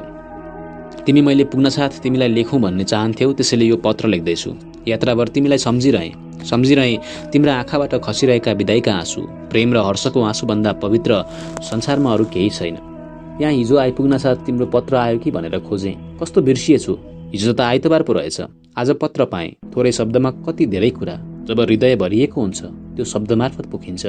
धेरै शब्द चाहिँदैन। प्रेमको समुद्र नै सानो जगमा अटाउन सकिन्छ। प्रेमका लागि शास्त्रको ठेली भन्दा यसको 2.5 अक्षर नै काफी छ। म कति पटक तिम्रो चिठी पढ्ने गर्छु भनेर तिमीलाई थाहा छ। म यहाँ हिजो आइपुगेँ। त्यहाँदेखि नै तिमीलाई लेख्ने बारे सोचिरहेको थिएँ। ढिलाइका निम्ति माफ गर। यात्राका बारेमा के बताऊँ, निकै आनन्ददायी थियो। यात्राभर सुतिरहेँ, लागिरह्यो तिमी सँगै छेउ। यो साथ रहेको भाव अति वास्तविक छ। शारीरिक मिलन र निकटता भन्दा निकै भिन्न यस आयामकै नाम प्रेम हो। शारीरिक दूरी हुँदाहुँदै पनि यहाँ कुनै दूरी हुन्न। प्रेमले तिमीलाई सम्पूर्णतासँग यसरी जोड्छ कि मेरो निम्ति धर्म नै यही हो। रातको यही समय थियो जब 2 दिन अघि तिमीलाई चितोर छाडेको थिएँ। अहिले तिम्रा आँखाबाट खसेका विदाईका आँसु झलझली सम्झिरहेछु। प्रार्थना र पूजाका सम्पूर्ण रहस्य तिम्रा आँखाका ती बहावमा थिए। ईश्वरको आशीर्वाद जसलाई प्राप्त हुन्छ तिनले मात्र प्रेमका अश्रुधारा बहाउन सक्छन्। प्रेमका ती आँसु नै ईश्वर चरणमा अर्पित फूल हुन्। प्रेम नै केवल एक मात्र ऊर्जा हो जसले प्रकृतिका सम्पूर्ण नियम तोडेर परम जागृतिको किनारामा पुर्याउने सामर्थ्य राख्छ। सायद यो पत्र पाउन्जेल तिमी काशीधामका निम्ति निस्किसकेकी हुनेछौ। थाहा छैन तिम्रो यात्रा कस्तो रह्यो, तर आश गर्छु त्यो गीत मुस्कानमा बितेको होस्। त्यहाँका सबैलाई मेरो नमस्कार। तिमीले बाचा गरेको पत्रको पर्खाइमा रहनेछु। धेरै माया। तिम्रो पत्र पाएँ। प्रेम माग्ने वस्तु होइन, मागेर यो कहिल्यै पाइन्न, पाइन्छ त केवल दिएर। प्रेम तिम्रो आफ्नै प्रतिध्वनि हो। मेरो प्रेमको वर्षा तिमी मात्र महसुस गर्छौ, किनभने त्यसको सरिता तिमीभित्र निरन्तर बगिरहेछ। जुन दिन समग्र अस्तित्वका निम्ति त्यो बहन थाल्छ, तिमीले समग्र अस्तित्व नै तिम्रा निम्ति प्रेमातुर भएको पाउनेछौ। सम्पूर्णताप्रतिको यो निशर्त प्रेम भाव नै सही अनुभव हो। सत्यको खोज कहाँ गर्ने? साँच्चै भन्नुपर्दा यसको खोज आफैभित्र गर्ने हो। आफूभित्रै, आफूभित्रै, आफूभित्रै। त्यो पक्कै त्यहाँ छ। जसले त्यसको खोज बाहिर कतै गर्छ उसले कहिल्यै पाउने छैन। माया, धेरै धेरै माया। तिम्रो पत्र फर्किएपछि पाएँ। तिम्रा शब्दमा तिम्रो हृदयको स्पन्दन भेटे। तिम्रा आँखा हुँदै बग्ने तिम्रो आत्माको प्यासको जानकारी मलाई राम्रोसँग छ। कुनै समय म पनि त्यही अनुभवमा थिएँ। तिम्रो हृदयको आवाज म सुन्न सक्छु, किनभने ईश्वरको खोजको तिमी हिँडिरहेको बाटोमा म पनि कुनै समय हिँडिरहेको थिएँ। त्यो प्यासको अनुभव मलाई पनि छ। त्यो दिन आफ्नो पुरानो अस्तित्व खरानी भएर जाने आगो बनेर आउनेछ, जहाँ तिमीले आफ्नो नयाँ जन्म भएको पाउनेछौ। ध्यानमा आफ्नो प्रयास जारी राख। यसमा तिमीले अझै गहिराईमा जानु छ। यो नै एउटा मात्र बाटो हो। जीवन सत्यको अनुभव केवल ध्यानद्वारा मात्र सम्भव छ। याद राख, साधनामा निरन्तरता नै सत्य अनुभूति गर्ने मार्ग हो। यो नै एकमात्र नियम हो। ईश्वरप्रतिको कुनै पनि कदम खेर जाने छैन। पारेख दाम्पत्य। सन् 1961 रजनीशको भेट श्रीमती मदन कुँवर पारेखसँग भयो। उनलाई रजनीश आफ्नै पूर्वजन्मकी आमा मान्थे। श्रीमती पारेखले पनि रजनीशलाई देख्ने बित्तिकै सम्बुद्ध व्यक्ति भनेर पहिचान गरेकी थिइन्। श्रीमती पारेख र रजनीश बीच आजीवन पत्राचार भइरह्यो। ती पत्रमध्ये 121वटा पुस्तकका रूपमा प्रकाशित छन्। श्रीमती पारेखका श्रीमान रेखचन्द पारेख अत्यन्त धनाढ्य थिए। उनीबाट रजनीशले निकै सहयोग प्राप्त गरे। रजनीशले रेखचन्द पारेखकै जग्गामा सन् 1973 प्रयोगका रूपमा आफ्नो पहिलो कम्युन कैलाश सुरु गरेका थिए। रेखचन्द पारेखको रजनीशसँग अत्यन्तै लगाव थियो। उनी रजनीशको जुनसुकै माग पूरा गर्न तयार रहन्थे। कयौं पटक त रेखचन्दका उपहार निकै महँगा भएको र आफ्नो लागि त्यति उपयोगी पनि नभएको भन्दै रजनीश अस्वीकार गर्ने प्रयास गर्थे। रेखचन्द ती उपहार कुनै न कुनै तरिकाले लिन रजनीशलाई मनाइ छाड्थे। रजनीशले आफ्नो पहिलो फिएट कार पनि उनैबाट उपहार स्वरूप पाएका थिए। रजनीशलाई भेट्नु पूर्व रेखचन्द पारेख कहलिएका कन्जुस थिए। उनको ढोका सामु उभिएर माग्ने मूर्खता भिखारीहरू समेत गर्दैन थिए। उनी त न भिखारीलाई दिन्थे न कसैलाई दान। आफ्ना श्रीमानको यस्तो बानीबाट दिक्क भएकी श्रीमती पारेखले नै उनलाई रजनीशसँग भेट गराउने निर्णय गरेकी थिइन्। रेखचन्द पारेखसँग अकुत सम्पत्ति थियो। उनी आफू बसेको महाराष्ट्रको चन्दा भन्ने ठाउँमा कुनै पनि घर बिक्रीमा रहेको थाहा पाउन साथ आवश्यक नभए पनि किनिहाल्थे। श्रीमती पारेखले रजनीश समक्ष रेखचन्दका पछाडि जैन तथा गान्धीवादी साधुहरू लागेको तर आफ्ना पति कसैलाई 1 कौडी दिन पनि इच्छुक नरहेकाले कुनै उपायले उनको कन्जुसी हटाइदिन आग्रह गरिन्। रजनीशले आफूले कुनै ग्यारेन्टी नलिने तर कोसिस अवश्य गर्ने बताउँदै श्रीमती पारेखलाई विदा गरेका थिए। त्यसको केही समय पश्चात चन्दा आउँदा रजनीशलाई स्टेसनमा लिन स्वयं रेखचन्द पारेख नै आएका थिए। उनको कारमा बसेर घरतर्फ जाँदै गर्दा रजनीशले सत्य तथ्य बताउँदै उनकी श्रीमतीले आफू समक्ष उनको कन्जुसी हटाउने उपाय गर्न आफूलाई निम्तो गरेको बताए। रेखचन्दले आफ्नो कन्जुसीको रहस्य खुलाउँदै आफू यस्तो व्यक्तिको पर्खाइमा रहेको जसलाई आफ्नो सारा सम्पत्ति दान गर्न हिचकिचाहट नहोस् भनेर रजनीशलाई आश्वस्त पारे।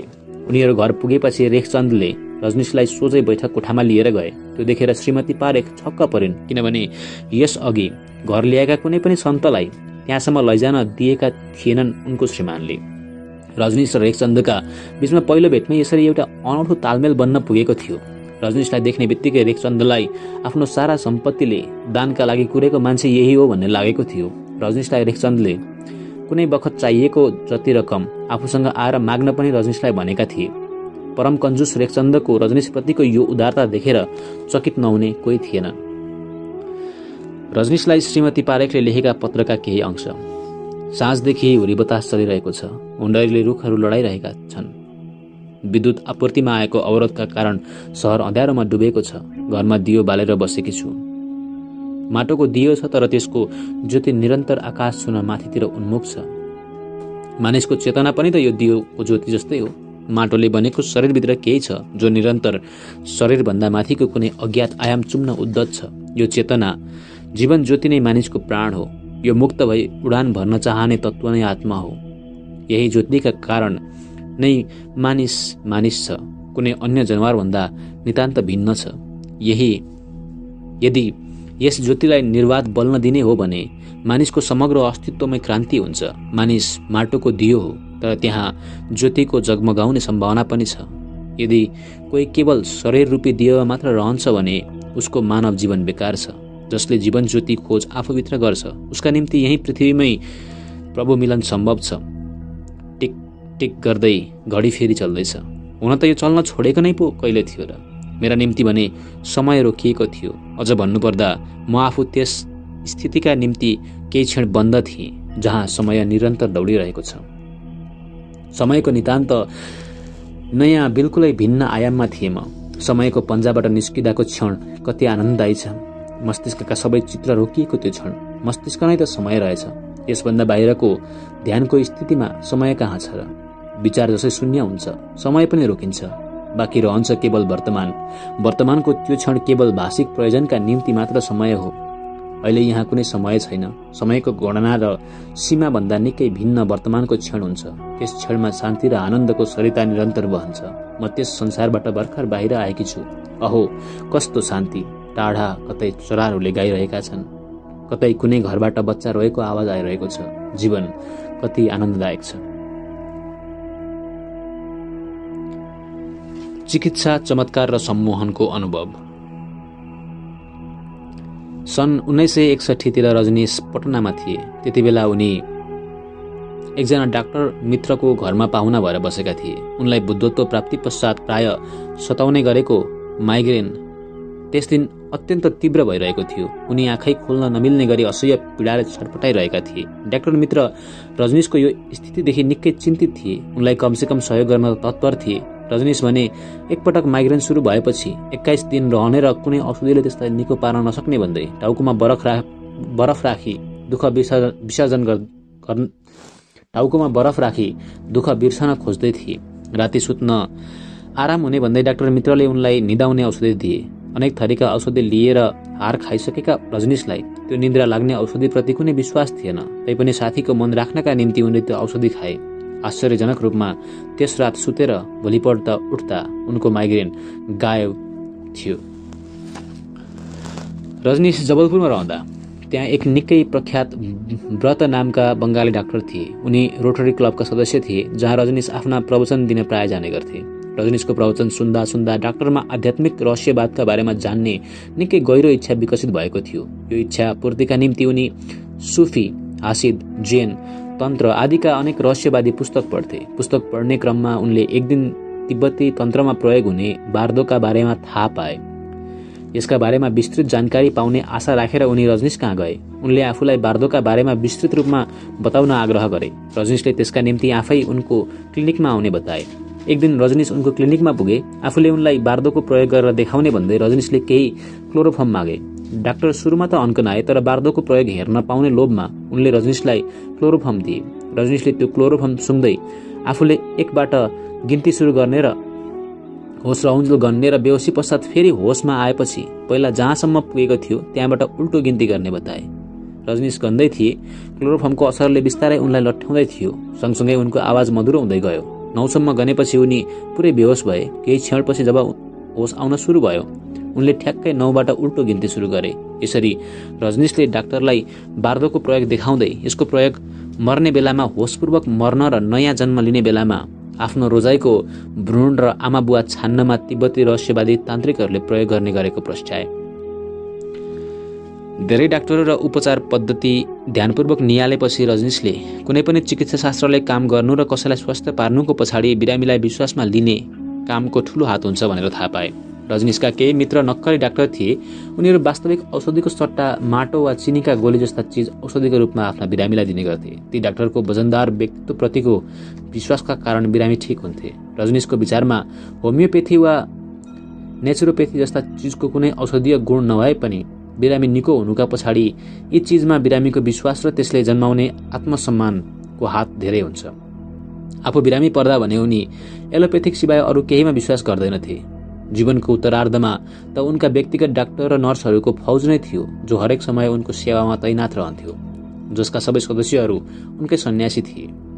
रजनीशले सम्मोहन विज्ञानमाथि निकै प्रयोग गरेर गहिरो अनुभव र दक्षता हासिल गरेका थिए। सम्मोहन विद्यालाई सही ढङ्गले प्रयोग गरेको खण्डमा यसको अनेक उपयोग रहेको, तर गलत ढङ्गले प्रयोग गरिएमा निकै खतरा निम्त्याउने उनको धारणा थियो। आफ्नो एक विद्यार्थीमाथि पनि उनले सम्मोहन प्रयोग गरेका थिए। एक दिन उनले ती विद्यार्थीलाई भोलिपल्ट ठिक 12 बजे आफ्नो सिरानी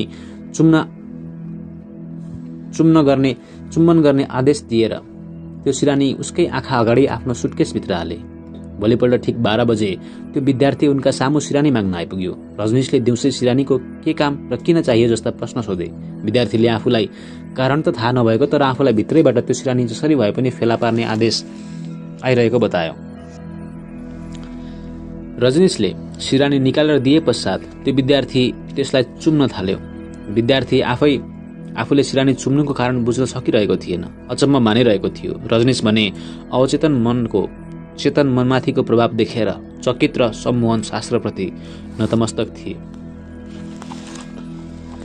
प्रख्यात रुसी रहस्यवादी गुर्जिएफले भारतीय साधुहरूका बारेमा आफ्नो पुस्तकमा उल्लेख गरे जस्तो किलामा सुत्ने, आगोमा हिँड्ने लगायतका अनौठा क्रियाकलापहरूको वर्णन पढेका रजनीश शरीर र मनको सम्बन्ध थाहा पाउन निकै उत्सुक थिए। त्यसका लागि सम्मोहनको ज्ञान निकै सहयोगी बन्यो। रजनीशले श्रीलङ्काली भिक्षुहरूले बुद्ध जयन्तीका दिन आगोमाथि नृत्य गरेको विषयमा पनि पढेका थिए। भिक्षुलाई आगोले केही नगरेको तर त्यस घटनाका बारेमा अनुसन्धान गर्न गएका क्याम्ब्रिज विश्वविद्यालयका एक मनोविदलाई भने पोलेको घटनाबाट रजनीश निकै चकित र विस्मित भएका थिए। रजनीश आफूले पनि त्यस्ता केही प्रयोग गरेर सफल भएका थिए। मनोज नामक एक विद्यार्थीको हातमा सम्मोहनका क्रममा रजनीशले तातो कोइला राखिदिएर विद्यार्थीले हातमा गुलाबको फूल राखेको बताए। सम्मोहनको स्थितिमा भएका कारण विद्यार्थीले आफ्नो तर्फबाट कुनै तर्क नगरी रजनीशको सुझाव मानेकाले उसलाई कोइलाले पोलेन, दाग पनि बस्यो। रजनीशले सम्मोहनकै क्रममा यसको उल्टो पनि गरेर हेरे। गुलाबको फूल हातमा दिएर त्यो वस्तु तातो कोइला भएको बताउँदा विद्यार्थीले हात झड्काएर फूल फालिदियो। मस्तिष्कको शरीरमाथि रहेको यस्तो अचम्मको प्रभाव देखेर रजनीश चकित भए। उनले त्यसबाट लिन सकिने फाइदाबारे निकै अध्ययन गरे। उनले भनेका छन्, मनबाट सुरु भएर शरीरसम्म फैलिने प्रभावलाई सम्मोहनका माध्यमबाट घटाउन वा बढाउन सकिन्छ, तर शरीरलाई सम्मोहित गर्न नसकिने भएकाले शरीरमै भएका कुराहरूलाई सम्मोहनद्वारा बदल्न सकिन्न। हात भाँचिएको व्यक्तिलाई सम्मोहन गरेर उसको हात ठिक पार्न सकिन्न, किनभने यस स्थितिमा उसको शरीरमा भाँचिने प्रक्रिया भएको हुन्छ। मन वा मस्तिष्कले त्यसलाई ठिक पार्न सक्दैन। मस्तिष्कबाट शरीरमा फैलिने रोगहरूमा भने सम्मोहनको प्रयोग निकै प्रभावकारी हुन्छ। सम्मोहनका बारेमा सम्मोहित व्यक्तिहरूबाट जे पनि गराउन सकिन्छ भन्ने आम धारणा छ। रजनीशले भने यस्ता धारणा मिथ्या रहेको कुरा पत्ता लगाए। सम्मोहित अवस्थामा महिलाहरूको यौन शोषण होला कि भन्ने जस्ता कुरा नितान्त मिथ्या र भ्रामक अन्दाज मात्र रहेको कुरा रजनीशले स्पष्ट पारेका छन्। सम्मोहित अवस्थामा व्यक्तिले उसको नैतिक आचरणले दिनेसम्मको कुरा गर्न मात्र सम्मोहित व्यक्ति राजी हुन्छ। सम्मोहनको सिद्धान्तबारे प्रकाश पार्दै रजनीशले भनेका छन्, मस्तिष्कमा 2 हिस्सा हुन्छ, चेतन र अवचेतन। सामान्य अवस्थामा चेतन मन हावी रहन्छ भने सम्मोहित अवस्थामा अवचेतन मन सक्रिय रहन्छ। त्यसैले सम्मोहित अवस्थामा चाहेको कुरा गराउन सकिन्छ। उनका अनुसार बितेको समयको स्मृति पनि अवचेतन मस्तिष्कमा सञ्चित भएर बस्ने गर्छ। सम्मोहन गरेर विगतका स्मृति बाहिर ल्याउन सकिन्छ। यो कुरा रजनीशले विभिन्न प्रयोग गरेर थाहा पाए। सन् 1961 तिर उनी एक व्यक्तिमाथि सम्मोहनका प्रयोग गर्दै थिए। सम्मोहित अवस्थामा त्यस व्यक्तिले विगतका सम्पूर्ण कुरा बताउँथ्यो। सामान्य अवस्थामा उसलाई ती कुरा याद रहँदैन थियो। सम्मोहित अवस्थामा बताएको कुरा सत्य हो कि होइन भनेर परीक्षण गर्नका लागि रजनीशले उसलाई कुनै एक दिनको सम्पूर्ण गतिविधि डायरीमा टिपोट गर्न लगाए। त्यसको केही महिनापछि उसलाई सम्मोहित गरेर त्यस दिनका बारेमा सोद्धा उक्त व्यक्तिले डायरीमा लेखिएका सम्पूर्ण कुरा साथै त्यसै दिन भएका तर डायरीमा नलेखिएका अत्यन्त मसिना कुरा समेत बताएको थियो। सम्मोहनकै माध्यमबाट स्मृतिको गहिराईसम्म पुग्न सकिने र पूर्वजन्मका स्मृति समेत थाहा पाउन सकिने कुरा पनि रजनीशले सम्मोहनको गहन प्रयोगबाट थाहा पाएका थिए। ध्यानको व्याख्या। रजनीशले जबलपुरमा रहँदा र भारत भ्रमण गर्दा विभिन्न ठाउँमा ध्यानको व्याख्या गर्न र ध्यानको अनुभव अरूलाई पनि गराउन सुरु गरे। ध्यानका 112 वटा विधि भएको र ती सबैमा राम्रो दक्षता हासिल गरिसकेपछि विधि जुनसुकै भए तापनि ध्यानको केन्द्रबिन्दु साक्षी भाव नै भएको रजनीश बताउँथे। साक्षी भावको कला नै संसारमा एकमात्र ध्यान हो। यो नै व्यक्ति र व्यक्तित्वमा रूपान्तरण ल्याउन काफी छ। गौतम बुद्धका अन्तिम शब्दहरू सम्मसति अर्थात् सही स्मरण रहेको बताउँदै रजनीशले यसको अर्थ आत्मस्मरण वा साक्षी भावमा आफ्नो चित्त स्थिर गर्नु हो भनेर बताउँथे। ध्यान भनेको अलग्गै गर्न भनेर बस्ने स्थित नभई जीवनका हरेक क्षण रहनुपर्ने स्थित भएको र आफ्नो स्थिर स्थित त्यही परम छायाको साक्षी भाव रहेको उनको धारणा थियो।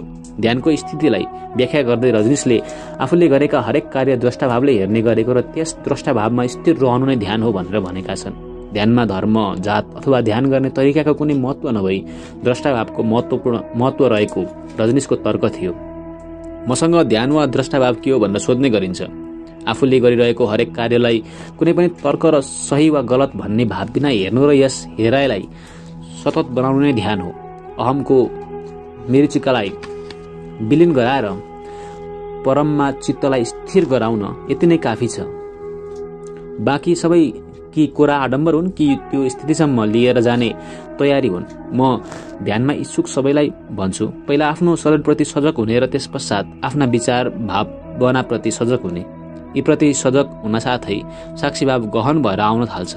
एक दिन त्यस्तो क्षण आउँछ कुनै दृश्य बिना केवल द्रष्टाभाव मात्र रहन्छ। त्यस क्षणको आत्मसाक्षात्कार नै बुद्धत्व वा परमात्मा साक्षात्कार हो। साक्षी भावलाई श्वास जत्तिकै निरन्तर बनाइराख्ने ईश्वर प्राप्तिको सबैभन्दा सहज मार्ग नै यही हो। यो तरिका असजिलो लाग्ने मात्र अरू तरिकाहरूको खोज गर्ने हो।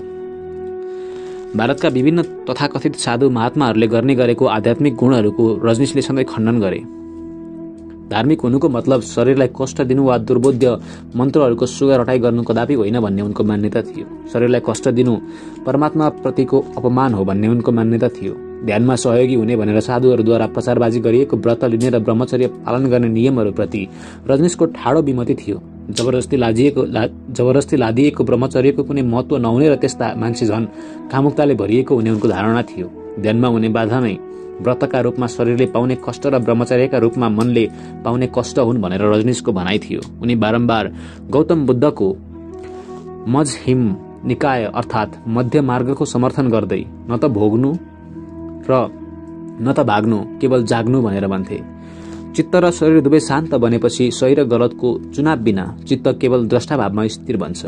बल्ल ध्यान सम्भव हुने रजनीशको धारणा थियो। म जान्दछु भन्ने पण्डित भाव पनि ध्यानका निम्ति बाधा रहने गरेको बताउँदै रजनीश आफू समक्ष आउने व्यक्तिहरूमध्ये सरल र सहज चित्तका व्यक्ति सजिलै ध्यानमा प्रवेश गर्ने गरेको र तथाकथित पण्डित र ज्ञानीहरू सधैँ चुक्ने गरेको रजनीशको अनुभव थियो। मानिसहरूमा रहने गरेको हरदम केही गरिरहने प्रवृत्ति पनि ध्यानमा बाधा बन्ने गरेको रजनीशको अनुभव थियो। उनको भनाइअनुसार साक्षी भाव बिना अखबार पढ्नु वा गायत्री मन्त्र जप गर्नु एकै हो। ध्यानको जगत आफूभित्रको एउटा नितान्त नयाँ जगत भएको र त्यसकारण बाहिरबाट गरिने कुनै पनि क्रियाकलाप ध्यानका निम्ति सहज नहुने कुरा रजनीश बताउँथे। ध्यानका सम्बन्धमा जिज्ञासु सबैलाई कुनै मन्त्र जप र कल्पना बिना केवल चुपचाप भएर द्रष्टाभावका साथ बस्न उनी आग्रह गर्थे। यो निकै टिठलाग्दो स्थिति हो। म चुप लागेर बस्नुस् भन्छु। ध्यानका निम्ति केवल यही नै काफी छ। उनीहरू भने कमसेकम ओमकार त भन्न दिनुहोस् भन्ने आग्रह गर्छन्। शान्तिमा जानका निम्ति अशान्त भएर कसरी सम्भव छ? कहिलेकाहीँ शान्त रातमा आकाशका तारा हेर्दा होस् वा कतै बगैँचामा फूलहरू हेर्दा हृदयमा अविश्वसनीय आनन्द र शान्तिको अनुभव हुन्छ जुन परलौकिक लाग्छ। क्षणिक नै भए तापनि यस्ता क्षणले हामीलाई परमात्मा प्रति जिज्ञासु बनाउँछन्। यदि छाया नै यति मोहक छ भने यसको स्रोत कस्तो होला? आफ्नो जीवन होसपूर्वक बाँच्ने हो भने यस्ता अपूर्व क्षण अनगिन्ती आउँछन्। दुर्भाग्यको कुरा, मस्तिष्कको दास भई यान्त्रिक र स्वचालित जीवन बिताउन मान्छे विवश छ। केवल ध्यानको स्वाद जानेको मानिसका निम्ति जीवनको माधुर्य, जीवनका ससाना क्षणहरूको मिठास उपलब्ध रहने गर्छ। यसबीचमा रजनीशले ध्यानका धेरै प्रयोग गरिसकेका थिए। आफ्ना अनुभव साथीभाइलाई तथा जिज्ञासुहरूलाई बाँड्ने गर्थे। एकपटक उनका एक वृद्ध मित्रको भर्याङबाट ओर्लिने क्रममा लडेर खुट्टा भाँचियो। डाक्टरले उनलाई 6 महिना ओछ्यानमै आराम गर्न भने। उनको वृद्धावस्थाका कारण खुट्टा ठिक हुन लामो समय लाग्ने थियो। उनी भने निकै दौडधुप गरिरहने स्वभावका थिए। 6 महिना ओछ्यानमै बस्नुपर्ने कुरा सुनेर उनी चिन्तित भए। आफ्ना निम्ति निकै कष्टकर हुने भन्दै ओछ्यानमा बसिरहन भन्दा बरु आफूले सहज रूपमा मृत्युवरण गर्न सक्ने उनले बताए। अथाह पीडाले छटपटिएका उनलाई रजनीशले एउटा उपाय बताए। आँखा बन्द गरेर पीडा कहाँ भइरहेको छ भनेर पीडाको बिन्दु पत्ता लगाउन हराए। ती मित्रले आधा घण्टा रजनीशले भने बमोजिम गरेपछि उनको मुहार बिस्तारै शान्त हुँदै गयो। आधा घण्टा पश्चात उनले आँखा खोले। रजनीशको यो तरिका निकै चमत्कारिक रहेको र आफूले पीडाप्रतिको साक्षी भाव विकास गर्न सफल भएको उनले बताए। यो 6 महिना उनको जीवनको अविस्मरणीय समय बन्यो। जीवनमा पहिलो पटक उनले ध्यानको स्वाद पाए। जीवनका दुःखलाई वरदानमा रूपान्तरण गर्ने कला आफूले सिकेको उनले बताए। एकपटक यात्राका क्रममा रजनीश एउटा विश्राम गृहमा बसेका थिए। सोही ठाउँमा एकजना राजनीतिज्ञ पनि बास बस्न आइपुगेका थिए। लगभग मध्यरातमा ती राजनीतिज्ञ रजनीश बसेको कोठाको ढोका ढकढक्याउँदै उनलाई उठाउन आइपुगे। सडकमा भुकिरहेका कुकुरहरूको चर्को स्वरका कारण आफू सुत्न नसकिरहेको अवस्थामा रजनीश भने कसरी सहजै सुत्न सकेको भनेर उनले सोधे। हुन पनि कुकुरहरूको भुकाइ निकै चर्को थियो। रजनीशले उनलाई कुनै चुनाव वा द्वन्द्व बिना स्वीकार भावका साथ त्यो भुकाइ सुन्न लगाए। यो तरिका ओछ्यानमा गएर अपनाउन भने नभन्दै 5 मिनेटभित्र राजनीतिज्ञ आफ्नो ओछ्यानमा घुरिरहेका थिए। रजनीशका अनुसार यदि हरेक चिजप्रति स्वीकार भाव अपनाउने हो भने कुनै पनि कुराले बाधा पुर्याउन सक्दैन। हामी चिज र स्थितिप्रति आक्रामक भई तिनलाई हामीप्रति आक्रमण गर्न अझ बल प्रदान गरिरहेका हुन्छौँ। ध्यान गर्ने बेलामा पनि यो कुरा विचार पुर्याउनु आवश्यक छ। बाछा रोइरहेको छ, कुकुरहरू भुकिरहेका छन्, यी सबै स्थितिलाई सङ्घर्ष नगरी स्वीकार गर्नुहोस्। यस्तो गरेमा कुनै पनि चिजमा हामीलाई बाधा पुर्याउन सक्ने सामर्थ्य रहन्न। एकपटक रजनीशका एकजना कुशल धावक युवक आए। उनले आफूलाई ध्यानमा निकै रुचि भएको तर आफ्नो सक्रिय स्वभावका कारण शान्त भएर बस्न आफूलाई कठिनाइ हुने गरेको बताए। रजनीशले उनलाई ध्यानका निम्ति बस्नै पर्छ भन्ने नभएको बताउँदै आफ्नो सम्पूर्ण ऊर्जा दौडमा लगाउन सुझाव दिए। रजनीशको यस्तो भनाइ सुनेर युवकले चकित हुँदै दौडेर बुद्धत्व प्राप्त गरेको कसैका बारेमा पनि आफूले आजसम्म नसुनेको बताए। रजनीशले उनलाई बुद्धत्व कुनै पनि स्थितिमा सम्भव रहेको बताउँदै कमसेकम 1 हप्ता आफूले भने बमोजिम गर्न आग्रह गरे। 1 हप्तापछि ती युवक पुरै चकित भएर फर्किए। उनले आफू वर्षौं दौडेको तर दौडबाट यति आनन्द पहिलो पटक पाएको रजनीशलाई बताए। दौडमै आफूलाई डुबाउने रजनीशको उपाय युवकका निम्ति निकै लाभप्रद सिद्ध भयो। रजनीशका एक मित्र रिसाउने समस्याबाट निकै ग्रस्त थिए। उनले रजनीश समक्ष आएर बिना कारण रिसाउने आफ्नो बानी सुधार्ने कुनै उपाय छ कि भनेर सोधे। रजनीशले यी मित्रलाई अब मलाई रिस उठ्दैछ भनेर लेखिएको कागजको एउटा चिरकटो दिँदै जब जब रिस उठ्न थाल्छ त्यो कागज खोलेर हेर्नु भनेर बताए। सुरुमा त यस्तो हास्यास्पद तरिकाले कसरी काम गर्ला भनेर मित्रले त्यसप्रति खासै चासो देखाएनन्। पछि हेर्दैमा के जान्छ र भनेर हेर्न थाले। लगभग 3 महिनापछि रजनीश र मित्रको भेट भयो। रजनीशले उनलाई आफ्नो तरिकाको प्रभावकारिताका बारेमा सोधे। मित्रले छक्क पर्दै रजनीशको त्यस तरिकाले काम गरेको बताए। रिस उठ्न सुरु गर्न साथ आफूले त्यो कागज खोलेर हेर्ने गरेको र हेर्न साथ आफूलाई उठ्न लागेको रिस शिथिल भएर जाने गरेको अनुभव उनले सुनाए। बिस्तारै उनलाई त्यस कागजको पनि आवश्यकता रहन छाड्यो। रिस उठ्न सुरु गर्न साथ अब मलाई रिस उठ्दैछ भनेर बोध गर्न उनी सफल भए। त्यो उठेको रिसलाई तिरोहित पार्न यो बोध नै काफी हुन थाल्यो। यसको रहस्य रजनीशसँग सोद्धा उनले त्यसको पछाडि कुनै रहस्य नभई रिस मस्तिष्कको बेहोसीको अवस्थामा मात्र सम्भव हुने र जागृत हुने बित्तिकै हराएर जाने बताए। जब जब तपाईँ होसमा रहनुहुन्न मस्तिष्कमा सञ्चित रहेका विकृतिहरूले मस्तिष्कमा राज्य गर्छन्। जब तपाईँ जागृत रहनुहुन्छ ती बिस्तारै विलीन भएर जान्छन्। यसरी जागृत रहनुका 2 फाइदा छन्। पहिलो त आफूले आफूभित्र रहेको ऊर्जाका बारेमा थाहा पाउन थाल्नुहुन्छ, तिनको मालिक आफै बन्नुहुनेछ। अर्को, नकारात्मक ऊर्जाको तपाईँमाथिको बन्धन बिस्तारै विसर्जित हुँदै जानेछ। जुन दिन रिसभन्दा अगाडि जागृत भाव रहन्छ त्यस दिन पश्चात तपाईँ रिसाउन सक्ने सम्भावना नै रहन्न। रजनीशकै अर्का एक मित्र चुरोट खाने आफ्नो बानीबाट निकै चिन्तित थिए। आफूले 20 वर्षदेखि निरन्तर चुरोट छाड्ने प्रयास गरेको तर सफल नभएको उनको गुनासो थियो। रजनीशले सामान्य अवस्थामा मानिस एक प्रकारको निद्रामा रहने गरेको र त्यस अवस्थामा गरिएका निर्णय आफैले पालना गर्न नसक्ने बताउँदै पहिला त जागृत भावका साथ धूम्रपान गर्न र त्यसपछि मात्र छाड्ने प्रयास थाल्न रजनीशले सुझाए।